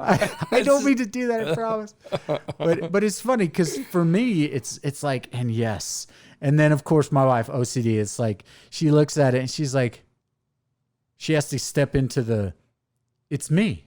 Yeah. Because I am not, there's anything about me except for like normal, like dress right dress, like, and these sides match and this is this. I'm like, just look at me. I'm like, I'm all over the place. I'm like, and we're doing karaoke tonight and we're, ready, fire, aiming over here tomorrow. And hey, we're going to do a stage performance today. And hey, welcome to Road Track. We have 3 rules in Road Track: no swerving, bumping, crazy like a striving. The next day it's like, I'm all over the place, but that's what it is. That's me. I'm anything but predictable or normal. And that's, I guess the only thing predictable about me is that I'm unpredictable. I don't know. That's the thing. That's a consistent. Yeah. I used to tell people all the time, hey, the only thing about you that's really consistent is that you're inconsistent. Nice job, soldier. You're consistently inconsistent. Yeah. Good job. But she deals with me, so that's good. That's always good. You're consistently a fun dude, man. That's for damn sure. We always have had a good time with you guys coming over here. Yeah, it's been a blast. It has been. It's been just, it's everything. It's crazy. Long progression from down here to up there for sure. Yeah. So what's the whole angle going back to the very start of that with the war is necessary? Why is it that, why would anybody have any one single negative thing to say about that? I don't understand why anybody would hate that. I don't understand it, man. So maybe it's not even something that's easy explainable. I don't mean to dig a rabbit hole, but I just don't get. I don't get that, man. I think so. From the outside, war is horrible. It's not necessary. We should all just be able to get along. Yeah. But when was the last time that anybody was able to go any amount of time without getting frustrated, irritated, having something happen that they weren't okay with? I feel like war is necessary because it almost lets us understand how good we have things. And it sounds stupid, but 99% of people can't just be okay with the way things are. Yeah. They got to change them. They got to fight for something. They're upset about something, I mean, I don't, I have anger issues, believe it or not. But things upset people, and it's good that the people don't just sit by and get walked all over, and that's a boring life. That's horrible. Yeah. But there's so many different people and so many different backgrounds and so many different stories that when you throw everything together, if there isn't conflict of some kind, then how can we grow? How can we develop? How can we be better? Yeah. If you just show up and it's like, oh, so you're tattooing. And I know this, so this guy right here takes so much pride. He spends all of his time, like if I came back from any tattoo session, I was like, I don't like it. Like it would destroy this guy. Totally. Like he'd be like, and that's one of the things I love. I'm like, no, I can't say it over enough. I'm like, I love it. Like it's insane. Like it's great. Yeah. And then my wife says, hey, can you do, stop it. I love it. It's amazing. It's exactly what's up here, because nothing up here is like perfect, like perfect square, whatever. Yeah. And it's, and I don't even know, I just skipped off somewhere else, but it's, everybody's different. And coming back to the why is war necessary? If anything's worth having, it's worth fighting for. If you said, hey, so I want a studio, I want a tattoo shop above the garage, and someone just showed up and built it for you, you wouldn't appreciate it. Yeah. I know I mean, the hours, all the time and energy and effort that you put into that, Yeah. you can't truly value something when you didn't, and not necessarily money, but when you didn't pay for it. Yep. Whether it's through blood, sweat, tears, whatever. And I don't know. I'm not the smart guy, but it's just what I see. It's in order to truly value something, you had to put something into it. If somebody just writes a check, who cares? Go for it. And that's where I think that piece of, war is necessary, I guess. It's miserable. It's a nightmare. War is hell. And so many people suffer, but we make it through. And, honestly, I do feel like it's that kind of feel of what doesn't kill you makes you stronger, or it breaks you. And even this time right now, so Boondocks, right? Mm-hmm. We have to cut labor. We don't have a lot of stuff, but I've seen my team right now, brand new hires. So they come in and they don't have the babysitting. It's like, okay, here's your training. Are you ready? Take over. Yeah. There's nobody else here. It's you. You've got this. And it's hard. Yeah. But I have seen, I'm looking at this team that has come through this COVID. And this team they know more. They're more self-sufficient. They don't have the panic button. Like, and the team before is great too. They're great. They're different. But the guys that are there now, it's like they're thrown to the fire. Yeah. And it's like, okay, we're running the track today. We're out on the go-karts. Go. You've had a day to learn how to do this. Go. Yeah. And they learn by doing. When before they were taught, they, crawl, walk, run, tell, show, do, review. We're going through all this stuff. And then, okay, you're on your own, but I'm right here. Yeah. If you need anything. And they're always looking over their shoulder like, am I right? Am I right? Am I right? Well, there's nobody there to look over your shoulder at. Right. Do it. Right. And then I'm watching. I'll be out checking on you. And if you're doing something wrong, know that I'm behind you and that I'm here. But I'm going to say, hey, this is the way you did it last time. Good on you. Here's the way we need to go. Yeah. And they take it and go. And that's made this stronger team that it's like they're throwing the fire. They're doing great. They're building. And it sucks because it's not the laid back, hey, everybody's here to whatever. It's hard work. Yeah. But they're starting at that base. And I see that. And I'm looking out there going, okay, so we've got leadership that we need to look at. And I start getting these names and I'm like, well, yeah. I know they've only been here for 2 weeks, but that's the guy that I want running the show out here. That's the guy I want running because he's taken initiative. He's thrown to the fire and just boom. Right. He's been beat down in the depths and he's had the upset guests. He's had the guy yelling at him 10 times today because nobody was there to step in and go, you can yell at me. And he goes and hides and cries in the corner. Now, they've been there. They've had to deal with it. And they're like, hey, right. Can I get you out here? And I go out there. And I'm like, you talking to my guy? Yeah, he's with me.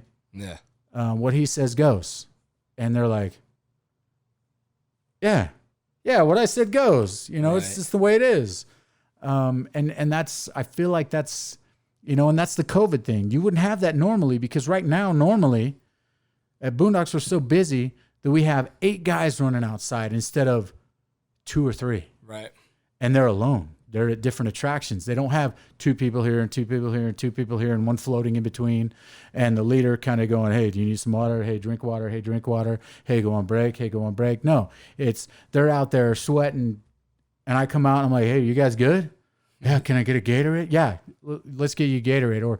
Or one of the leaders that's out there says, hey, Unit 3, can I get some Gatorade for my team out here? Because they're dying. Right. And because they can't leave. They can't just walk inside and get them whatever they need. It's like, and they're stuck out there. They're taking care of our guests. Yeah. And I see that, and it's, the war is necessary. It's ugly. And I wish I could say it's not, and somebody could argue with me that it's not, but people are people. And we have extremes. We have left, right, front, center. We have the extremists that are, one extreme, and then we have the other extreme. If we didn't have those two extremes, we'd never find the middle. Yeah. And sometimes it's like, I get rid of that guy. They're horrible. They're this, they're this. We kind of need them. We need that far left to keep the far right under control. Yeah. We need the battle between those two. So we go, okay, here's where we're at. And that's why, I don't agree with everything over here, and I don't agree with everything over here. I'm like you. It's like, right. Well, let's talk about something specific, and I'll tell you what I feel about it. Yeah. It's not I'm a, cookie cutter this, or I'm a cookie cutter this. I'm all about, well, I want to do me, but I don't want to hurt somebody else while doing me. Right. As soon as I start hurting somebody else, then I got it. I need to take a step back. But not everybody's like that, and there's people that just shove stuff in your face, and it's like, whoa, killer. Right. Slow down. That's I'm glad you feel that way. That's good. Right. I love it. You do you. Yeah. Let me do me. Totally. And once you doing you stops me from doing me, then there's a problem. It comes into the control thing. It comes into, and I can't believe I'm saying this with the whole, you look at the mask thing. Yeah. So for instance, say at your tattoo shop, right? You have to wear a mask to come in here. You have to wear a mask the whole time. So why would I come here and argue with you? Right. Don't come. I get it. I don't come. Yeah. Don't try to get me shut down, or don't argue with me or fight with me. That's the way it is. Yeah. Hey, so I'm going to give you a peanut butter and jelly sandwich. That's not what I want. I want tuna fish. Well, this is the line where we give peanut butter and jelly. You're standing right here. If you want the tuna fish, go over there. Right. No, you need to get me my tuna fish sandwich. Right. No. And it's that, it's that mentality of stop. And that's why war happens. That's why the crazy happens. It's conflict. Besides the fact that it builds the economy, right? As soon as you start a war, then everything builds. Right. There's jobs. We got to build war machines. We got to build all this stuff. But it's necessary, but it's a not good necessity. I don't know. Necessary evil. And good grief, I look at it all, and people ask me, they're like, hey, what are you even fighting for? I'm like, well, honestly, when I'm over there, I'm fighting for the guy next to me. I don't even know what everybody's discussing. I don't watch that stuff. Right. I'm fighting for the guy that's next to me. But when all this stuff was happening, people were asking me, and I was like, you know what? Let me tell you a secret. I feel like if we're fighting over there, then they're not going to come here. As soon as we stop fighting over there, they're going to come bring the fight to us. Right. I would rather spend the rest of my life fighting over there than have to worry about my kids in their beds here being attacked, being bombed. I mean, you can't even, people have no idea. Right. We're over there, and somebody doesn't show up. One of the local nationals doesn't show up for a few days. And then he shows up to work, and he's just down. He's, whatever. And you're like, hey, are you okay? And he's like, oh, I'm okay. They killed my family over the weekend, but I'm okay because I'm here because I need to make money to support my life. I'm like, excuse me? Like, that's the way life is? In Africa, seeing neighbors, You know, one of the bloodiest, ugliest wars over there. There, lots of history stuff, you know, Liberia.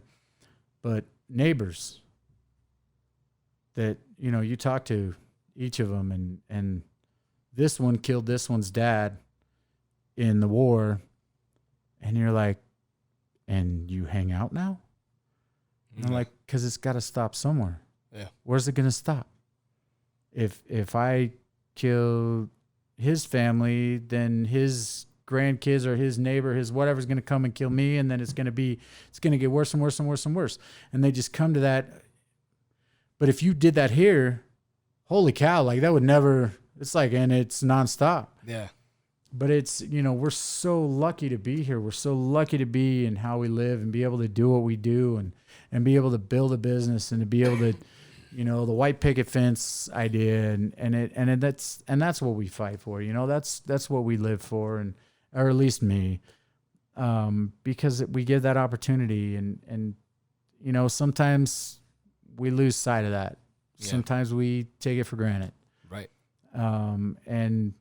And that's when we need to step back. For sure. We need to look at it and go, hey, okay, maybe things aren't as bad as we really feel like they are. Maybe we need to take a breath, and maybe we need to think about this and not be so crazy. Not, start our own little wars in our own streets. Mm-hmm. I don't even, makes me angry. I don't like the extreme either way or the other. I think it's ridiculous. I think, we all need to calm down. We all matter. Every single one of us. I just really wish that horse shit would stop. That's why I wonder, you know, hating on cops and hating on that's why I wondered about the Army thing and any of the Marine, any of the overseas stuff. I don't understand where a negative feeling in anybody's heart would be, have any grounds for anything when they approach somebody like you guys. This doesn't even compute, man. It's really, like every cop that's paying for this shit right now. It's the same idea. They didn't fucking do anything. Right. One guy, and the whole thing is an absolute nightmare. It's really sad. I know it's more than one guy. I understand that it's so deep, but man, where does it stop? It's got to stop. And that's that. And good grief, I want to get like beat up for this, but you know, you say Black Lives Matter. Yeah, they do. Absolutely. 100%. I have a lot of friends. I mean, brothers. Yep. Well, does mine not? Yeah. Does my wife's not? Do my kids Yeah. not? No, but that's not what they're saying. And that's the thing, is that's where we get lost in it all. It's every lives matter. And there's been a lot of different things that have happened through history, and it's miserable. But where we can take it from now is we can go, yeah, this is a bad thing. So now we've blown this up so much that it's not even about this one person anymore. It's become this huge thing. And believe it, I mean, there's plenty of people out there who have never had anything, any prejudice, anything in the world, but now they're lumped into here. Yeah. And it's, you know, I know a lot of officers, great people. I know some that aren't so great. Yep. But you know what? Guess what? There are plenty of white people that are dirtbags. Plenty of black people that are dirtbags. Hispanic, I mean, everybody. Sure. There are the trash of every race, every creed, every orientation, you know, whatever.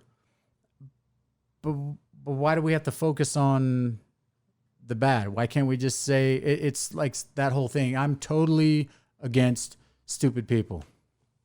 Period. I don't care what, who, what, where, when, why. I don't like stupid people. I'm sorry. I'm totally against stupid people. And that translates through everybody. Yeah. Drives me nuts. But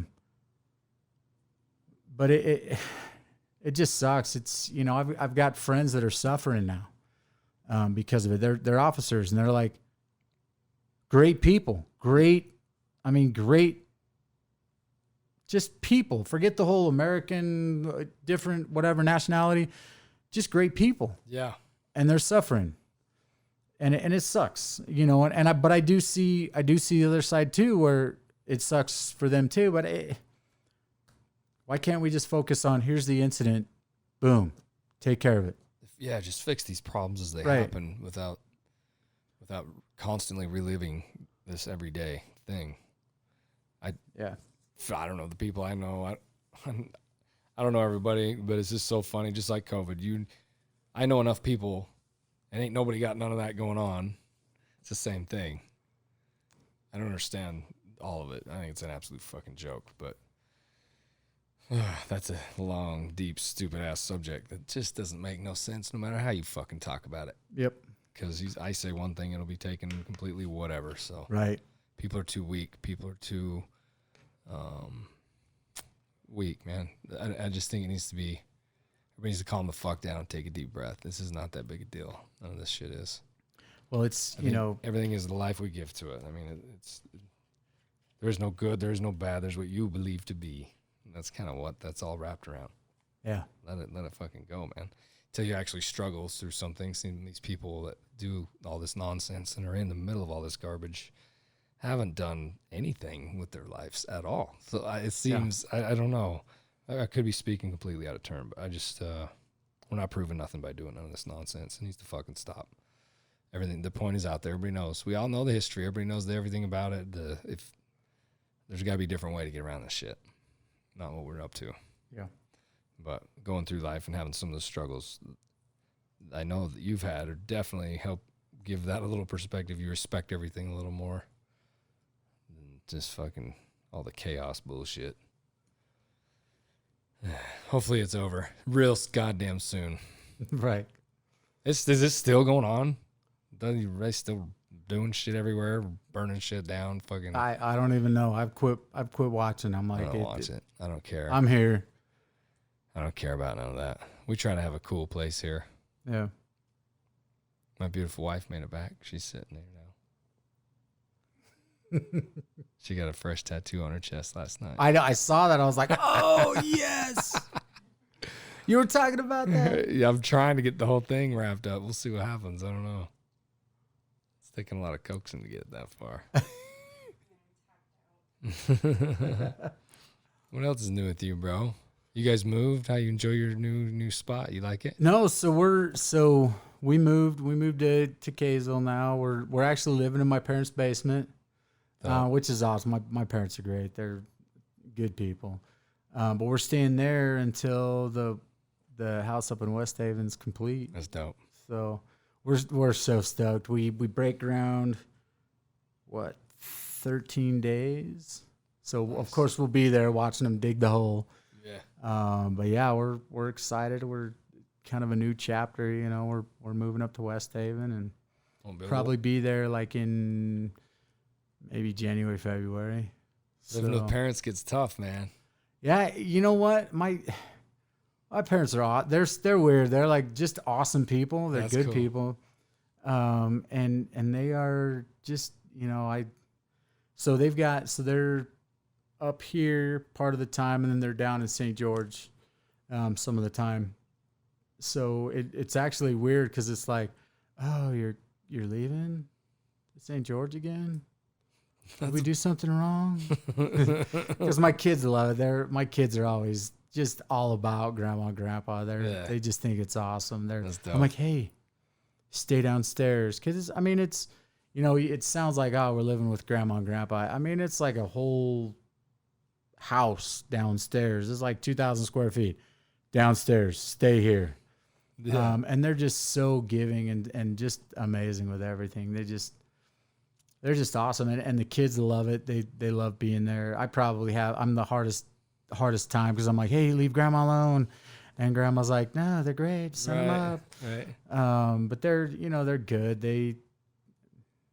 It's awesome. It's good. I can't, the only bad part about it is I can't walk around the corner and come here. You know, it's like, but it's good. It's good being there. We're definitely ready. We've gone through the whole process of this is how we're building the house. This is going here. This You is guys going designed here. it and everything? Oh yeah. It was, you know, we picked the floor plan and then went through and picked the tile and kind of went through the whole building process and good home builders. I mean, when we walked in, I was like, yeah, we're just going to go through here. We're not going to buy this house because they're going to come up with all these fees and all this stuff. Yeah. But they were, I mean, just straightforward. It was like, we want the bigger lot. So how much is that going to be? And they're like, yeah, there is a premium for that. It's $2,000. Excuse me? Dude. Like anywhere else, they're like, oh yeah, so here's the price of your house. Yeah. But there's a lot premium here. So you take the price and add $80,000 to it. I'm like, and why don't you just raise the price of the house and lower the lot premiums? I don't get it. Dude. Because if I want this house, I can't put it on any lot except for this one. Right. So why don't you just say, yeah, for this house, it's, whatever, 80,000 more. But these guys just been great. They've walked through, talked through, patient with, and a lot of people say, oh, building a house is so stressful on a marriage. I'm like, no, it's kind of been the opposite. Like Sean and I we're going through, and she looks at me, I built houses forever, with my brothers, and I'm like, hey, this is why we need to do this. She's like, oh, okay, that makes sense. Let's do that. That's cool. Or she's like, I want this. And I'm like, okay, if that's what you want, let's do it. It doesn't make any difference to me. I'm like, I don't care. If there's a reason why we can't do that, then I'll push back. But I'm like, yeah, let's do it. But it's been great. It's been actually really good. Like, is this the first one you ever built? Well, this is the first one we built together. Dude, I never built a house. Yeah, I just moved in here and built this thing. Yeah, it's crazy. I mean, we've done so. When we first got married, we came here. I had a house in Roy, and we kind of remodeled, refurbished, sold it, made some equity on it, moved out to Hooper, revamped that one, sold it, made some equity, moved over right over here, added some stuff, remodeled there, and then kind of stepped into this one. And it's been, this is that first one where we were looking for, we didn't want to build a house. We were like, let's find a place we can just move in ready, good to go. And then we found this place, and it was like, it's actually nice. It's, it was about, so where my wife works, we were about that far away, except on the other side. So it will be more north. Right. But about the same distance for her. It's a little further for me, which is fine as long as I have my motorcycle. You need another motorcycle. I do. I need another bike. But it's great. The place that there's a couple lakes there right in the area. That's dope. Yeah, all these walking trails. The kids love it. It's, we've already met the neighbors, and it was funny because I pull up and we're going to look at the dirt. Right, we're looking, and it's dirt. This is our lot. We own this. And at the same time, the people next to us and across the street showed up, and I see the guy next to us, and they got two German Shepherds jump out of their vehicle, and they're running around, and I see this guy, and he's like got the tank top on, the big motorcycle tattoo on his arm, and I'm like, all right, we're gonna get along. So I talked to him for 5 seconds, and I'm like, yeah, good people. I like 10 seconds. I know this guy's great. Yeah. So it was good. It's out there a little ways, but it's a little rural, but it's so close to everything. It's simple and sweet. Hopefully that's your last big move. Not even gonna happen. No, we'll probably be there maybe 10 years. You're a mover. You like to move, man. We're my wife had talked. We're gypsies, we got to see change. It's like that military game where, I've been home for 2 years. Yeah. I got to go somewhere. I got to do something. Sure. We're gypsies. We like to move. We like to travel. My wife and I had talked about, as soon as the kids are up a little bit and ready to get out on their own, we're probably going to end up with like a motorhome. That's and cool. just disappear. That's crazy. And travel. I'm good staying put. I'm a stay put guy. I could be totally retired in a couple of years. I can be done. Yeah. And just travel, go see, do. We've talked about. That's cool. Hey, it'd be fun if we just decided to go somewhere and start over. Just show up somewhere and go get a job. Yeah. Like working fast food or doing something crazy. Start Boondocks. Just open a Boondocks, whatever. And just stay there for 4 months. Just make it. That's cool. And we just love to travel. We love to be everywhere, go do things. And it's just great. That's dope. I traveled for too long doing that. For me, it was too long. Doing the line work thing. But see, if you're together though. Right. And that's it. That'd be the thing. I've traveled everywhere. I've been all over. Yeah. And the one thing that I regret about everywhere is there's no way for me to explain or talk through or put words or pictures or whatever to what I saw, what I enjoyed. Yeah. And I couldn't share that. And it was awesome. So in Kuwait, it was totally random. I got my 4-day pass in Kuwait, and totally crazy. My wife flies out to Kuwait, deployment, right? Doesn't happen. Stays a couple days with me on base in Kuwait, where we are. We flew to Dubai, spent the time there, and she's just there. I'm deployed and we're hanging out. It's crazy. Yeah. And then she comes back and we go into town and we stayed with some or met some friends out there that we'd met, and she got to meet some of the local people and just it was crazy because we got to share it. She got to see what I did every day, and it was just totally crazy deployment. Like that's why I say a bad Trivago vacation, except when she was there. But it was crazy. It was. And she got to experience that. And that's something that she never would have done. I mean, hey, let's go on a vacation to Kuwait. Yeah, who the fuck wants to do that? Who does that? But Nobody. It's a beautiful place. It's like, there's pieces of it that you're like, yeah, this is crazy. It's beautiful. Dubai, just an amazing, just beautiful, that's crazy. Amazing place. But what I think I'm going to go hang out here no, I would never do that. I'd be like, let's go do this or let's go do this. But hey, let's go to Hawaii. Of course, everybody goes to Hawaii. I've lived there. My wife just, she came out and visited me when I was working out there. And, but you fucking do all kinds of crazy shit. Oh, I try. I like to do different stuff. I mean, I used to build houses in Hawaii. It was crazy. I was out there with my brother, and just good times. I mean, damn, bro. A couple of Howley boys, is that the main city? That's Dubai. Ooh. Is that the Burj Khalifa right there? Dude, they got... Dubai is a desert, right? So all the water there is... So Dubai is so they have some amazing... I mean, it's just crazy. That is the Burj Khalifa. That's the tallest building in the world right now. And we went right up on the top of that. They're actually building the new... And that's it, but it's not built yet.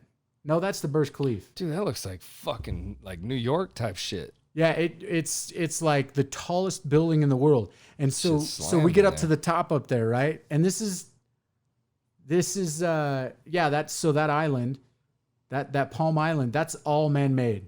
That's dope. It's crazy. It's awesome out there. The fuck is it? Sand?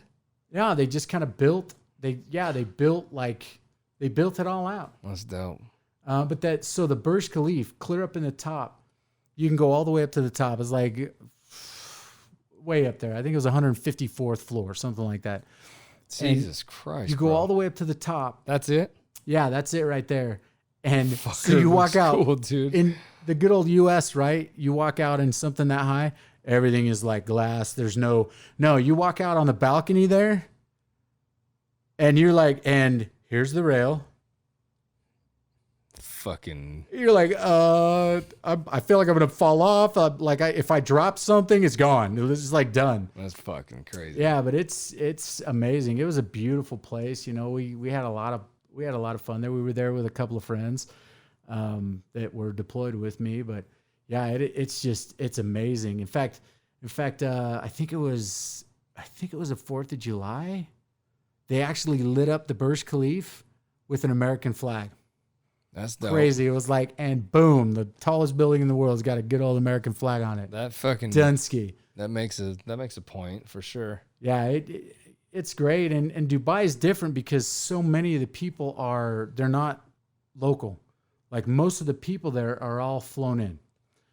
They're not from there. How many people are in that city? They come, I don't know. It fucking looks like it's bigger than New York. It's crazy. It's nuts. And you can go from the big city and you can walk in and they've got like the little shop at the bazaar, you walk in. Yeah, that's it. That's fucking dope, dude. Yeah. You seen that? You were there for this? I wasn't there for that, but I was up in the top of that. That's fucking gnarly, bro. But yeah, it's crazy. And they, there's the Canadian, they throw it up there. It's a big deal. It's most of the people in Dubai aren't from Dubai. Yeah. They're from everywhere else. But it's, we did the good we went on the camel ride and, off in the desert stuff and did a lot of that. Went to some of the bazaars and the spice markets and different stuff like that. It was crazy. It was awesome. You're gonna see a lot of cool shit. Yeah.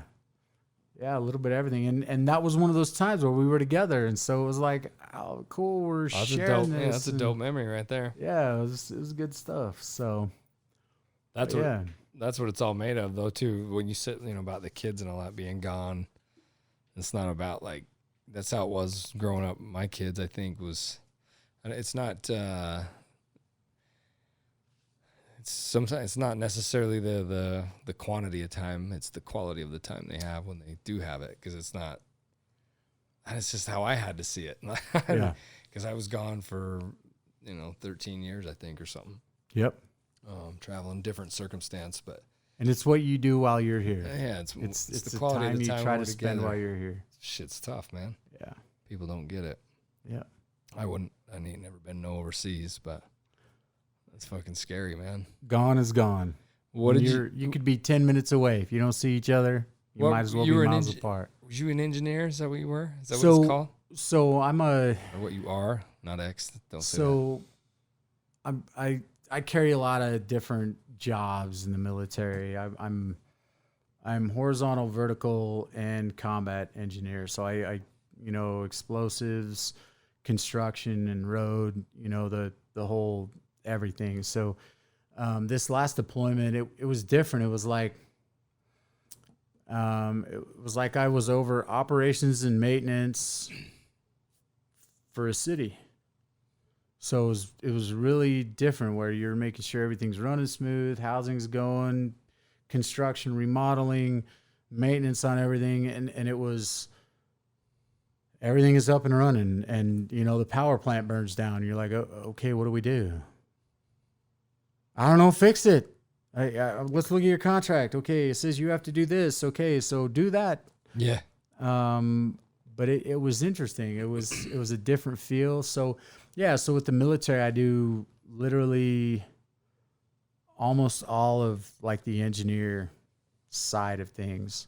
Gotcha. I came in and was a light equipment operator, and then became a heavy equipment operator, and then 12 Bravo, a combat engineer, explosives, and then jumped into civilian side. I was a framer. I built houses forever. We built them from the ground up. So I did all of that stuff on the civilian side. So it just flowed right into the military.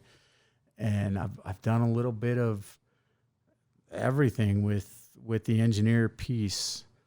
And it's, it's great.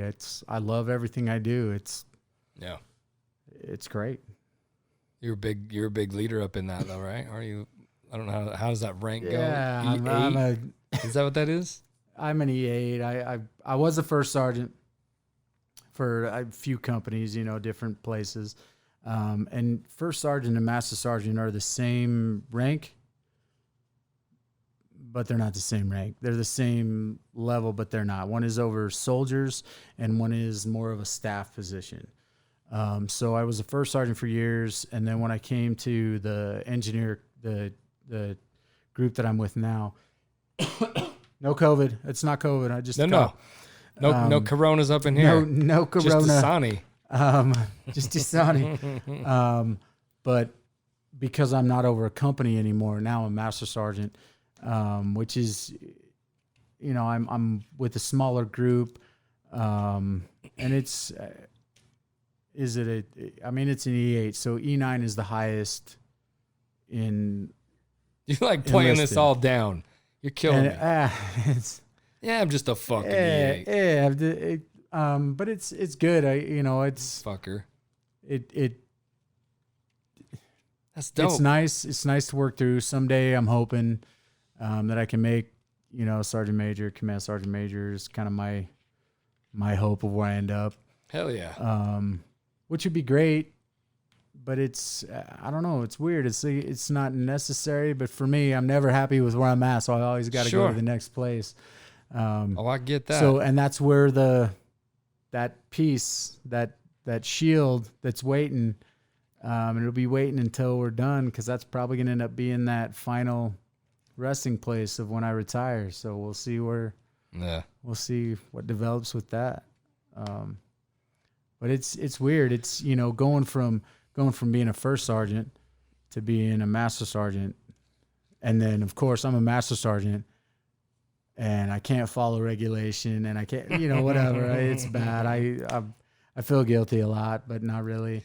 What makes a good leader? What do you do? 'Cause that's what you're doing. What is it about you makes you such a badass leader that I know you are? Because I'm all about the psychology game, dog. Fuck me up here. I think what makes a good leader is what makes a good leader. What makes a good leader? Somebody that leads, does, follows, understands, has been there, and is not going to put you through anything that they don't understand or haven't been there before. But somebody also that can make the decision and the hard piece to say, hey, we're going to go and we're going to do what we got to do. Yeah. And I need 110%, and that's unrealistic because really we can only give 100%. But I need you to give me everything you got. And it's, leadership is so difficult because it's, each different style of leadership attracts different people. So everybody reacts differently. So maybe somebody that somebody needs to be slapped in the face and kicked in the teeth, and they're like, yeah, let's go. It's great. Right. And then somebody else is, hey, you can do this. Right. I know you got this.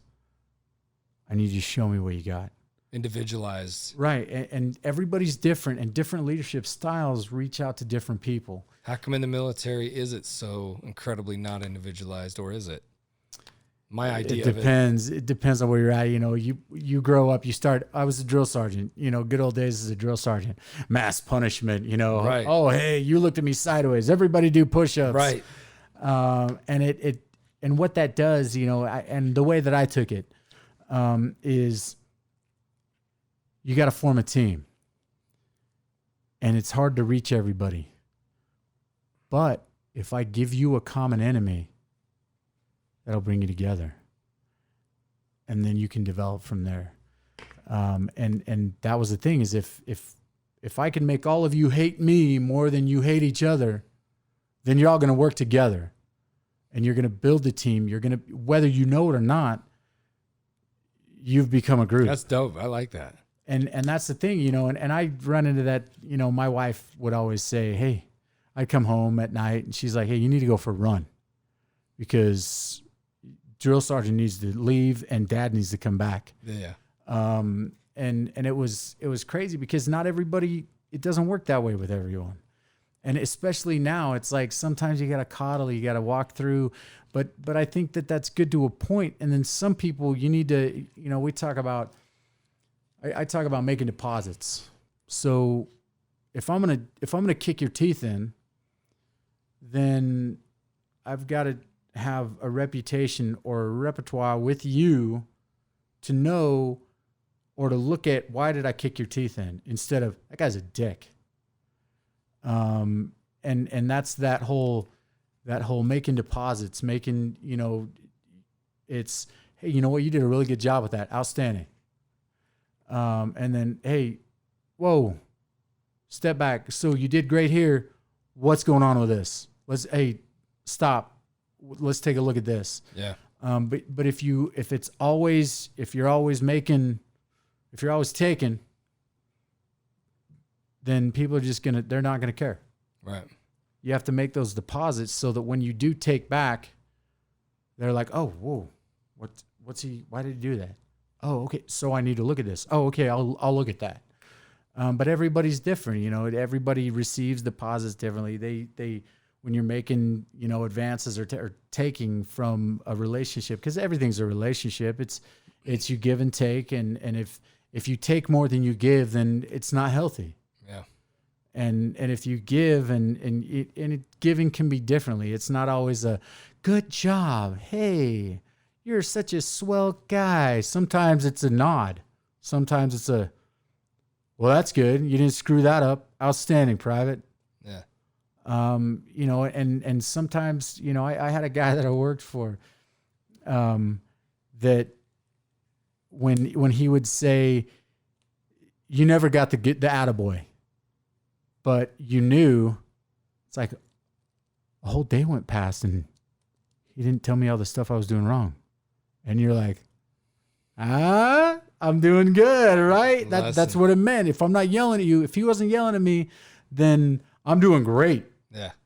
And some people are like that. It's, every leadership style is different. So, what is a good leadership style? And when it comes down to it, a good leadership style totally depends on the audience.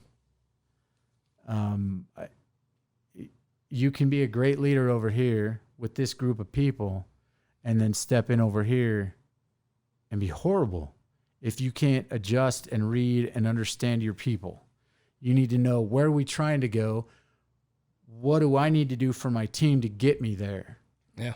And I think that's the thing is understanding where you got to go and what you need to do with your team and what each of their learning styles or what their leadership styles are, and using that and reading people, I guess. I don't know. It's basically pretty much what you do all the time. It's you read and understand people, and sometimes you read them wrong. And some say, never be afraid to step back. One of the things that I loved was, I was never afraid, whatever my rank was, if there's a private that knows more than me, that's the guy that I want talking.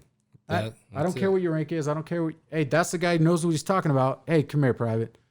You're going to teach a class. And everybody looks like, excuse me? I was like, you know what? Rank's respect the rank, not the person. You have to respect the rank. You gain respect for the person. And that's something that's earned. And that's that thing, with the military is you don't get a choice. You respect the rank. I don't have to respect the person ever, but I will respect the rank. And that's the way it works. Well, you learn a lot right there. Yeah. That teaches you a lot. Yeah. That's the best way to learn people right there. Yeah, that's fucking gnarly, man. I never thought of it like that. Jesus, Paul, you expanded my brain. Stab it. I love that. That's my favorite thing in the world. See how he did that? That's right there. That's making deposits. It's not necessarily just stop it. That's making deposits right there. That's that whole, now you can slap me in the face and I'll be like, oh, what'd I do wrong? Oh, okay. That's dope, dude. That's beautiful. Yeah. I do a lot of leadership stuff. A lot of it. You have no idea. Like, it's fucking insanity. These books are full of it. And I never have heard that way. That fucked me up. You got to know the people. It's not one guy can't lead this, that, and that. Like, that's a thing. That's cool. I like that. I look at, so I've got a bunch of shift managers, and they are all totally different. I believe that there's a certain leadership style that works better for what we do, but every one of them is totally different. Totally. And that's what makes us strong. That's why when I get another shift manager, I'm like, hey, don't be this guy and don't be this guy. You be you, and you'll reach some people. They'll reach some people. They'll reach some people. And then guess what? I'm good because I have great leaders that work for me. And then it's like, oh, yeah, stop it. It's all me. No, it's not me. It's nothing to do with me. It's what I have. It's the people that you choose to take care of your people, or how you take care of your people, that makes it successful. It's, when it comes down like military, we're nobody. I'm nobody. I can stand and yell orders all day. Directives, because NCOs can't give orders, but I can give direction all day. And if nobody listens, I'm nothing. It's the guys that are doing the work. It's the people that make it all run. It's the soldiers, the privates, they make it all happen. If they didn't listen, they didn't follow, and they didn't do, it doesn't matter what kind of leadership they have all the way up. It comes down to what your people are capable of and what they can do. Who you and surrounding what you yourself can get with. right. And that's it. That's like, surround yourself by good people and you're successful, period. It's the way it goes. I like that. If you surround yourself by trash, it's like, and that's where you're at. You're going to try to lead that. You're going to try to help that. Right. It's not going to happen. Yeah, it doesn't work. Yeah, that's dope. I love the shit out of that. Smart guy, Paulie. You have a lot of tattoos, too. I know, they're so glorious. Not enough. Are we just going to keep going down that arm? We're going. So that's all the that way the fuck whole, down? it's going to be the chainmail. It's going to roll all the way down here. Of course, 2 inches up, because until I retire, I got to stay the 2 inches past, whatever. But it'll be chainmail all the way down, and then Still got rules to follow. I know. For a little while. How much longer until you're done with all that? Honestly, it totally depends. Forever, it was like, you're going to have to kick me out. They're going to have to drag me away from the military. A lot of crazies, going on, whatever. But I don't know. It's up in the air. If I make that rank, then, I had a private that, he's passed on now. But hey, we called him, his name was Flink. And, I did my 8 years, was done. Flipped everybody off. I'm like, I'm out of here. I'm done. And he came up to me after formation when I was headed out.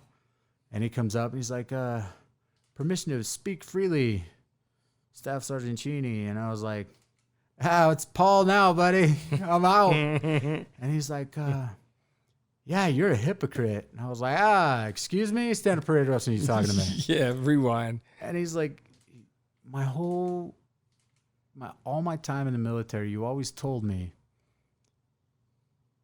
deal with it, deal with the crap that's coming down. When you get to a place where you can change it, change it. Don't let it keep going. He says, now you're the senior, because at the time I was a senior NCO in the company besides the first sergeant. He's like, you're our senior NCO. And you're leaving us. You're bailing on us. So you've told us you're leaving because you're tired of the crap. You've told us our whole careers, deal with it, fight through it, get to where you can make a change and change it. Don't just walk away from it, and now you're walking away. Everything you've ever told me is a lie. And I was like, shit. I was like, get away from me. Go away. So, and it was actually Lyle. Lyle was, both of us were getting out. We're done, like, right? Yeah. And next day, like, I called Lyle. Like, hey, dude. So, I re-enlisted. And he's like, no, you didn't. Me too. It's like, But he was right. It was like, get to that place where you can make a difference. Don't just let the same that's the definition of insanity. Yeah. Doing the same thing over and over again, expecting a different result. So make a change, get to where you can make a change. Yeah. Don't just fight through crap your whole life and then turn around and go, well, this is what I dealt with, so I'm going to give the same crap to you. No, make that change, fix it, and so you're better. So you can correct things as you go instead of just, well, this is the way we've always done it. I hate that. I hate it. Well, we've always done it this way. Don't ever say that again, because as soon as you say that, I'm like, okay, well, let's change it then. Exactly. Let's fix it. If this is the way we've always done it and it sucks, why haven't we fixed it? Are we missing something? Yeah. So it's crazy. That's our little world right now. Little government we got going on right now. Whoa. Mouth to mouth. Do you need mouth to mouth? How about I got a scratch in my throat. I don't use my mouth? Hey. We'll play our music between that one. Do, do, do. That would be you to die on my show. Yeah, we could have done that for days. And I'm back. That's not the way I work. I'm the guy that stays around.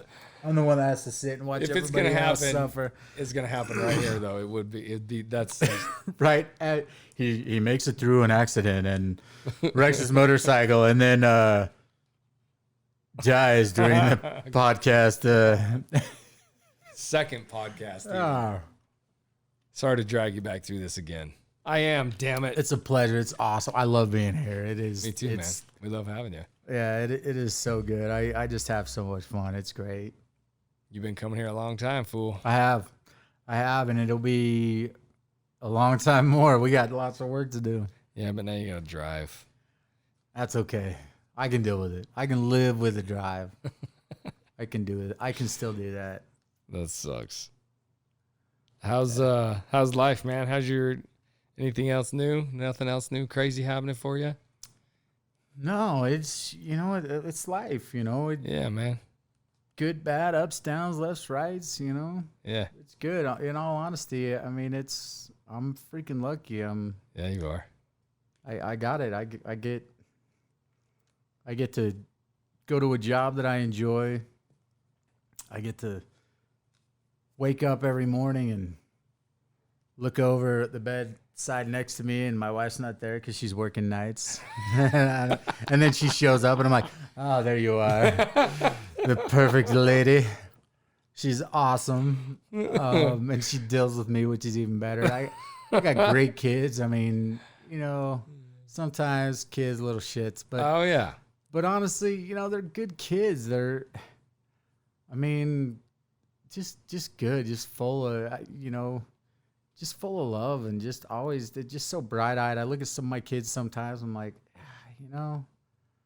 man, what I wouldn't give to just be like, life, I'm so upset because I didn't get a cookie for dinner. Right. It's like, oh, the world is ending. Stop it. I know, dude. You don't know what starving is. Do you want to see it? It's crazy, huh? Yeah, but they're, good kids, it's crazy, I'm looking at my, we're at the gym this morning, and of course my boy came down to the gym with me this morning.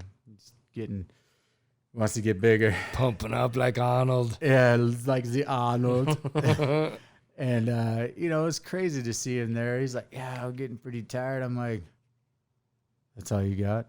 And then, of course, when he's like, I'm getting a little sore, I'm like, I can go for days. I can't really, but I'm going to now. But it's good, you see kids growing up and making their choices and making, some suck, some are good. And you're looking at them going, you know what? I'm proud of you. Yep. And it was rough, growing up. I had 6 boys in my family, 1 girl, and my whole life. I don't know why. I look at my parents; they did a great job, best they could do, and I think it was perfect.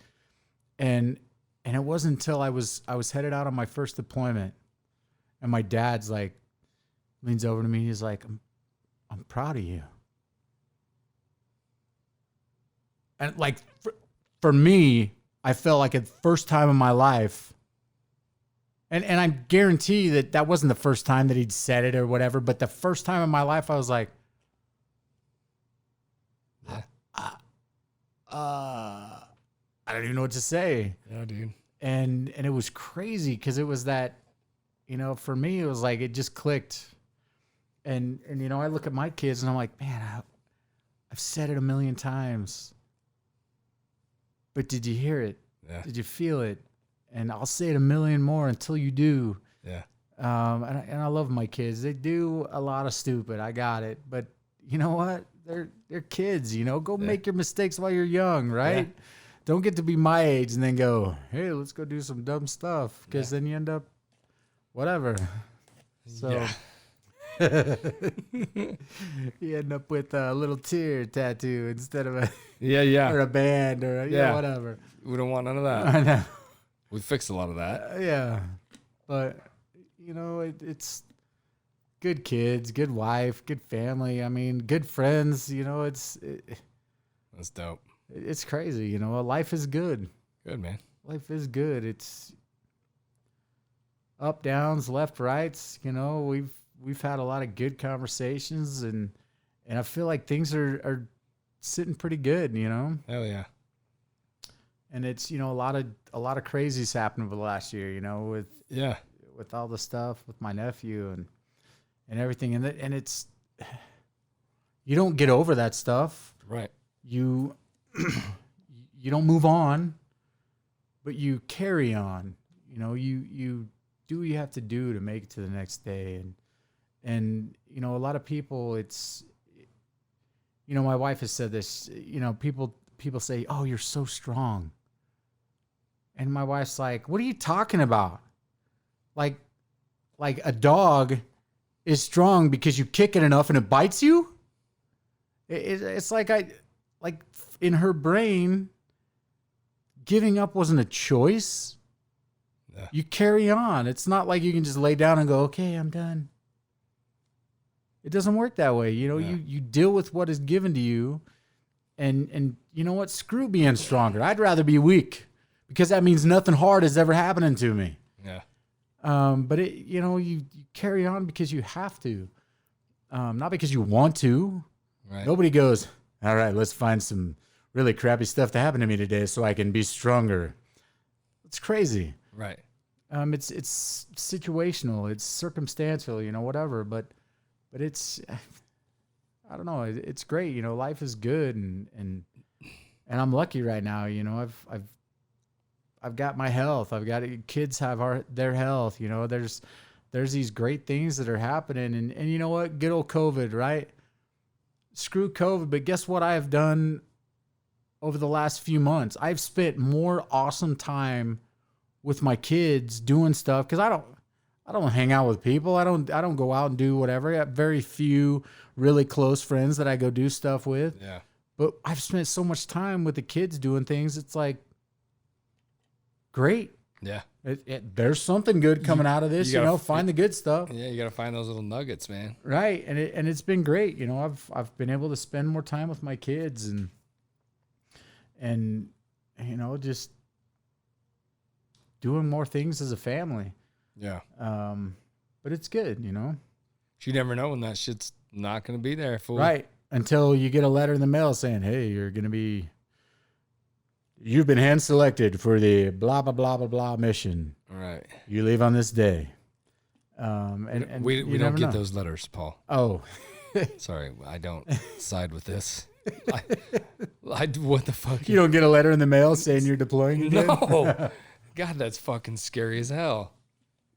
Yeah, but it's Takes a special kind, you creatures you are. but you've got your work, and if great opportunity comes, you're going to make this whatever, you're going to go here, it's a great opportunity.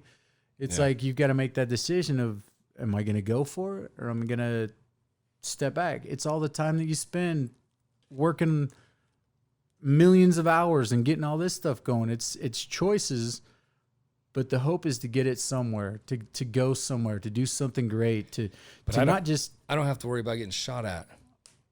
I don't know anymore. See what I mean? That's Yeah, such a different dynamic of a human being right there to me. But that's That's a different dude, man. That's leadership, when you're willing to sacrifice the will of yourself and the goodness of you for everyone else to be okay. That's dope. That's a fucking leader. It's not me, like you say, hello, here I am, fucking Mr. Lead that, lead this.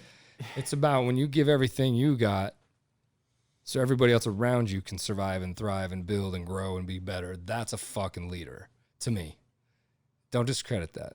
And I'm not. That's real. I don't Fuck you. discredit it, but the stuff that you do, the stuff that you do, and the conversation, the communication, the openness, the non-judgmental, I can say or do whatever I want. I mean, I could walk out of your bathroom with my pants down and you're, whatever, and no judging except for it looks just like a ladder but smaller.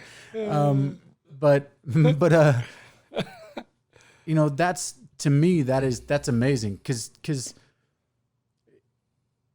you're in a combat zone. You don't know what you're going to do or how you're going to react until it happens. But you don't have that stuff happening, and that's the way you're reacting. You're taking it to that level. You're open. You're not. You're too humble, man. You're too humble. Yeah, but don't tell anybody. I'm about the most arrogant bastard. That's ridiculous. You're taking away from all that. But that's what I you respect do that. though too. But that's why you guys are what you are. Yeah. You don't have this complex. You don't have this fucking thing. You don't. It's you. Yeah, that's dope. I like that. That's real leadership right there. I did a lot of stuff with it's for days Simon Sinek's in this thing, man. If he would ever hear this, he would never know. Yeah. It's all about that. It's this whole thing, the good leaders eat last thing with that Marine. It's all the Marine thing. That shit's dope, man. And to see a leader, to feel that and to talk to somebody like that and watch how actual human you guys are, I think that shit's cool. Because a lot of people only see, one way. Just perception's everything. And I think it makes me sick that such good people are so taken advantage of. You guys go there and you I don't know, it doesn't seem like there's much help for what people do come back with and from when they do things of, whatever, and they come back and they're all fuckered up. It doesn't seem like there's any great avenues for you, to take care of that. But you guys fight through it. It's crazy. It's to have any hate at all toward what's happening makes me it makes me sick, man. It's weird. Yeah. But I guess it takes all kinds. Fuck them. It does. So It I think take all kinds. understanding what's going on is key. Agreeing with it or not agreeing with it, that's fucking different. But understanding what's up, that's it. So everybody's welcome to think what they want, but keep it the fuck there and think about it. You don't need to be ignorantly making somebody feel any differently. It's sad. It's fucking stupid. It's not cops. It's not fucking military. It's not black and white. It ain't none of that bullshit even matters. Where everybody gives it this, goes right to that. It's the life that you give it. It's not even. It ain't even shit. We're making it shit. Yep. It's just absolutely ridiculous. Yeah. Fucking deep ass rabbit hole that can go down. Woo. How far am I? How far are we? We just went over 2.5 hours. Holy. Are you shitting me? Yeah. That's a deep one. I can ramble for days. Fuck. That's a good one. I didn't realize we were that deep. I was thinking about an hour. I'm like, cool, this will be about right. Yeah. Two- No. You're like, no, too long. That was easy. Cut that. Can we just Holy shit. Well, too bad I don't have 9 sponsors to hurry and list off. People give me sponsors. Damn it. Yeah. Sponsor this show. Anybody's willing, wanting to, whatever. Look us up. I don't know how all that works, but we're looking for love that way so I can keep doing this shit because I'm not going to be able to do this forever. Drizzy's too expensive, found me. So y'all help me out. No, he's a fucking gangster, this guy right here. Wait till you see this video he puts together for you. It's yeah. cool. Yeah, I'm excited. I'm really weirded out. That was 2.5 hours. Yeah, that's the way it works though. We look down and The fuck did we talk about? I'm so confused. Oh no, what did I say? Well, we appreciate the fuck out of having you here all the time, man. Yeah. It's good to be here anytime. For sure. I know we did. Always look forward to it. We did this once before. We didn't get all into the sad shit, and that's good because we're not going to. No, that's good. It was rough. It was some rough times. It makes for good ones, but Yeah, it's hard. It's hard. I think we pulled up like some video of like the singing. And, yeah, that's hard. That was close. It was right there. Loss is hard. Yeah, it is. I will never know till I've had a little bit, but nothing. We all take it different. Like you say, the end of our world's always the end of everybody's world. We all got our own thing. Yep.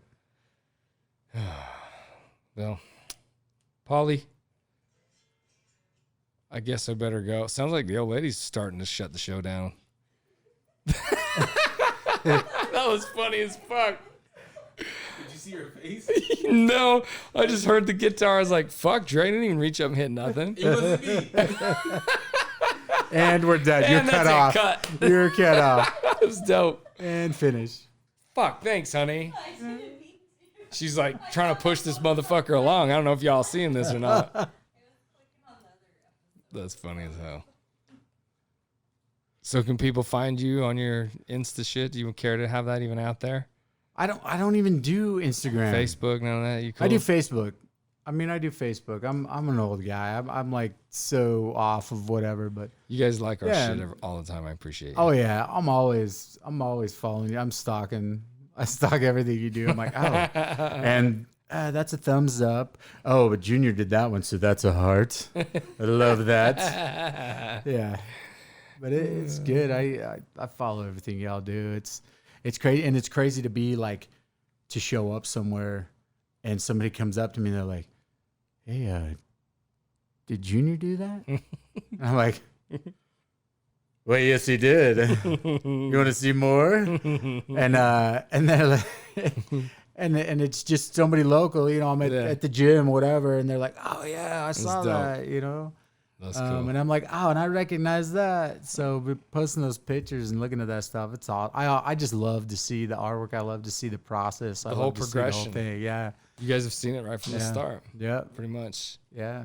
So it's good. That's cool, man. Yeah. You gonna make any more fucking noise over there? Trey, throw something at her. I would never. It's like you throw something, you're gonna miss out on that next meal. Oh, Yes. Well, we want to thank Paul Cheney yeah. for coming. Thanks, bro. Thanks for having me. Lots of good nuggets in there. I can't wait to hear them again. Yeah. I like all that. I gotta go back and watch it now. I'm like 2.5 hours. Reciprocity is a thing. I don't know. Yeah, It yeah. happened fast, man. Yeah. Yeah. Trey Rocca in the house, mixing it up for us. Look this fool up. Thanks for your help, bud. Yeah, no problem. Honey, do you have anything that you want to say or throw or drop or make any more racket? Show up. Subscribe to the YouTube channel. Yeah, subscribe to our stuff. Yeah, I'm not good at that. You got to remember. You got to remind me. Subscribe to our Subscribe YouTube. and sponsor. These guys are awesome. Are you subscribed to the YouTube channel? Yeah. Okay. You better be, or you're not I better allowed be. in here. Yeah, I better yeah. be. How awkward would it be after it airs? He's like, subscribe. Oh, No, I'm- now you Shit, subscribe. do it now. Do it now, honey. She can Hurry, hear. hurry. I better be.